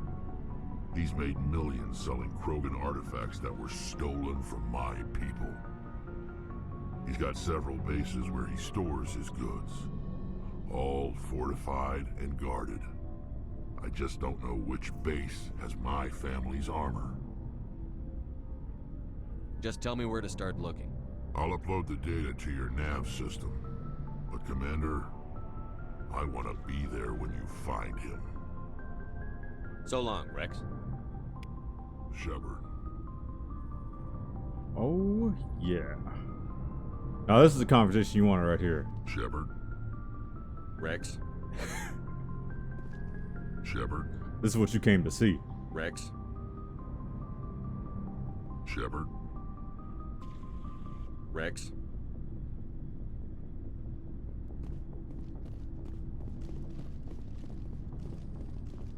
Alright, and with that, you are out.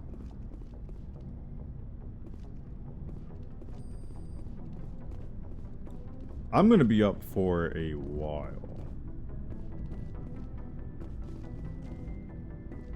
Oh, before I go, I might take a you break. said you're serving with Commander Shepard now? We saw him on the news here. He's cute. Later, sis. Tell me you didn't hear that. Afraid I did. Oh, shoot me now. One of my sisters. That's Sarah, the youngest. What's up? You didn't come by to eavesdrop on family mail. Your family seems to be important. I really hope I don't get Yeah, locked we've into a always been relationship close. with Me Ash, and my because I sisters might. especially. With Dad on duty so much, I had to help Mom raise them. She won't get shot. We have other means of taking care of her. If we get if shit kicks the fan, we have means. We have means. We have memes. We have means and we have memes. You have more than one sister? Sounds like a big family. Yeah, I'm the oldest, then Abby, then Lynn. Sarah's the youngest. She's still in high school. With 4 girls, Dad used to say he felt more outnumbered at home than on maneuvers. Did your father serve with the fleet? Yeah, took any crap posting he could get that offered space time. You know what? He worked his ass off trying to get recognized, but he never made it above serviceman 3rd class. He was real proud when I made chief. First thing he did was salute. What about your mother? You haven't mentioned her. You must know what military wives are like. Strong because they have to be, able to raise kids while Dad's away on a 6-month cruise. She has a degree in planetary geology. She and Dad both wanted to see new worlds. She gave up her career to raise us, though. Where did you grow up? All over. Same as you, I expect. We transferred a half a dozen times before I finished grade school. You go where personnel command sends you, right? I guess that's why I'm so tight with my sisters. We'd have to leave all our friends every 2 or 3 years. I was an only child, but I get the idea. At least one of my parents was always on duty. Yeah, military families, eh? With schedules like that, it's a wonder we ever have kids anymore. Things were tense between Sarah and me for a while. Then we bonded. Sounds like a story. Feel like sharing? Sarah got herself a boyfriend who wanted to go faster than she did, Mike. I didn't think he was a bad kid, just pushy. Lynn would send me these worried vidmails, and I'd tell her to relax. Where were you when this was going on? I was on active duty. Sarah's graduating high school this year. This was only a couple of years back. They were on Amaterasu. At the time, I was assigned to Chernobog. Same cluster, but a dozen LY away. Close enough to talk regularly, too far to make it back in an emergency. I couldn't afford a fast packet flight. If he really liked her, he wouldn't be pushy. Yeah, of course. If he didn't ask at all, I'd wonder if he thought Sarah was ugly. Damned if you do, damned if you don't. Mike thought they'd go for a romantic walk in the woods, because he figured it was past time they did the deed. She levered Mike face first into a tree and left. Didn't have a scratch on her. Good thing Mom and Dad had us all learn some kind of self-defense. I took emergency leave and walked Sarah to school for a few days. Why didn't you tell the police? She said it wouldn't solve the real problem, and she and Mike would both become household names. It was a small colony. I said it was her call to make, that we should let her do it her way. Mom was pretty pissed about that. You said all of your sisters learned self-defense? Lynn did pistol practice, but didn't like it. She's kinda nervous. Sarah took Aikido. Abby decided to learn the sword. She always was a little weird. Likes big skirts and tops you have to tie her into. They do great things to her figure, though. So, what did you learn? One of Dad's friends taught me Marine hand to hand. You traveled all the way home to walk your sister to school. It was only a dozen light years, like a day's cruise. It's not like I was going to Earth or something. My last day out, Mike was waiting for us. Sarah had told her friends, so everyone at school knew what he did. He wasn't happy. I wanted to snap him in half, but Sarah gave me this look, this let me handle it, I need to do this alone look. She kept her cool, God bless her, as he screamed in her face. She just let him vent. Then he tried to punch her. I swear, she just flowed around him. Next thing I knew, he's face down on the sidewalk, and there's blood everywhere. That's unbelievable. Sarah must be as good as you. Better. I'm more or less a straight-up puncher. When he swung, she wasn't there anymore, and he fell. She helped him stop the bleeding and had me call an ambulance. She told the paramedics he fell. Before they took him to the hospital, Mike touched Sarah's arm. I thought he was gonna end up on the ground again. But he hung his head, whispered, "I'm sorry," and started crying. And she hugged him. The Williams women are a decisive bunch, Commander. We do things when we're ready.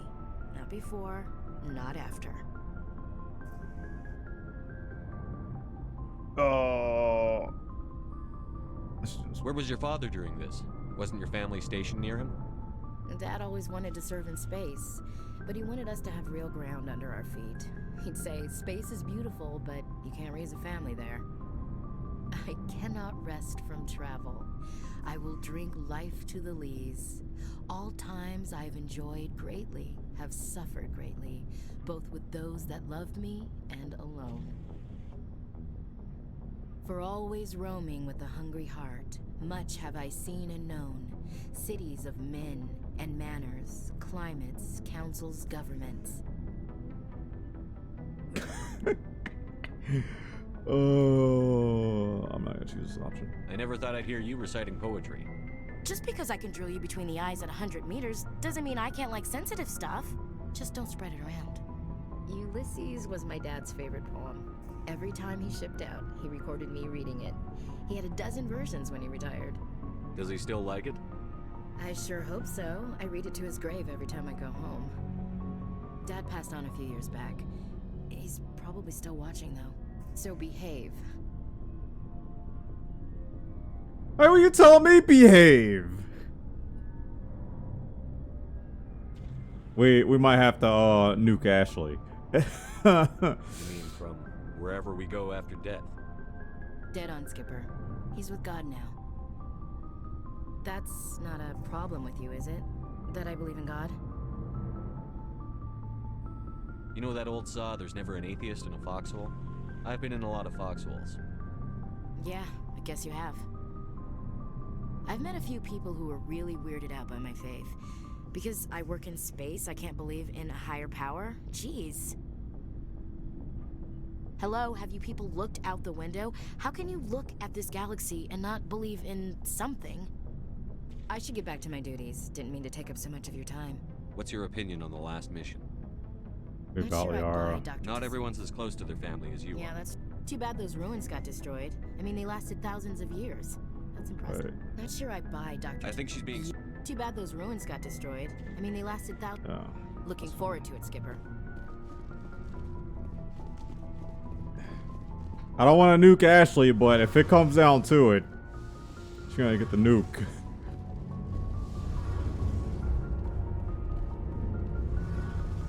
Shepard, I'm glad you're here. Good to see you smiling again, so to speak. I'm sleeping much better now. I guess I'm getting used to how quiet your ship is. I still think a lot about my pilgrimage, though. I know Steren's our top priority, but with all the worlds we go to, I was hoping to find something to bring back to the flotilla. You've still got a long way to go. You'll find something to take back. Yes, but it cannot just be some derelict ship my people can use for salvage. It has to be more than that. There's a lot expected of me.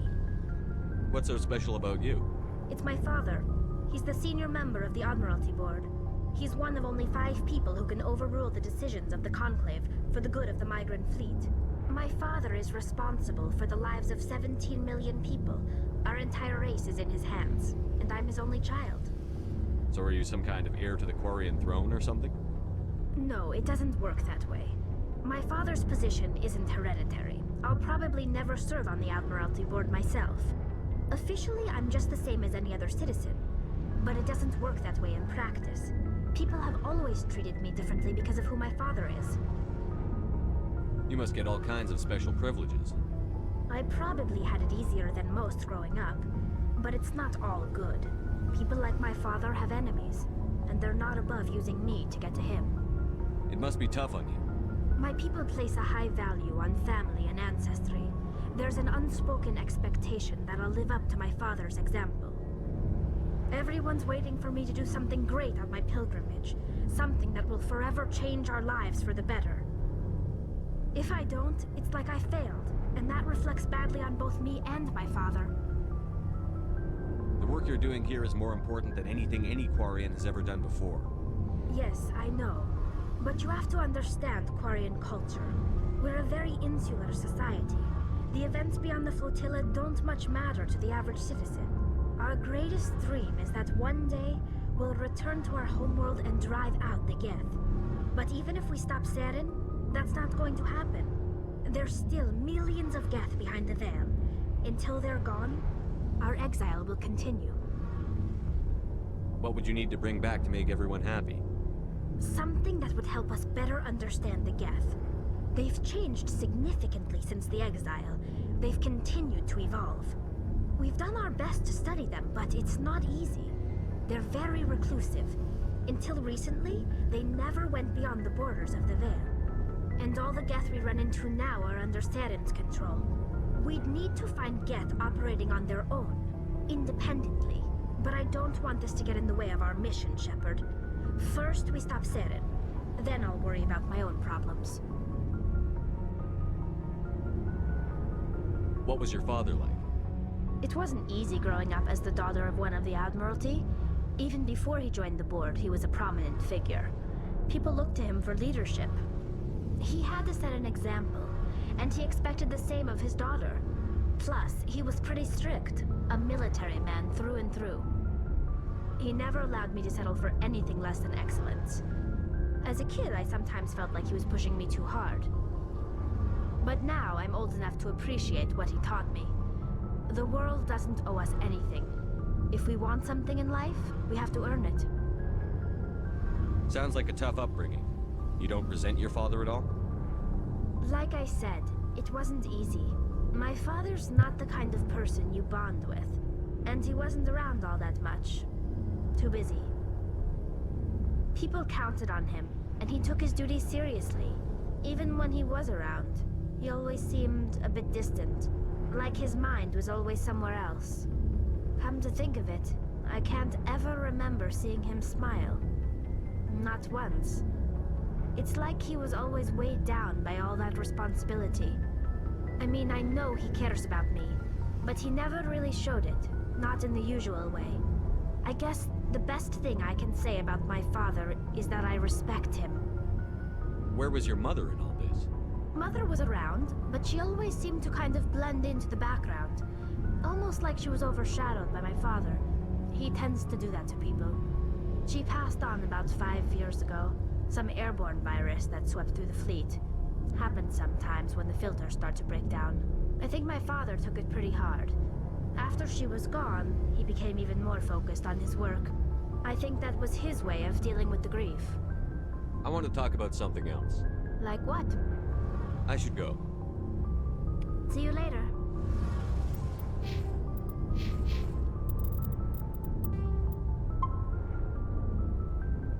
All right. I think I'm gonna take a food break.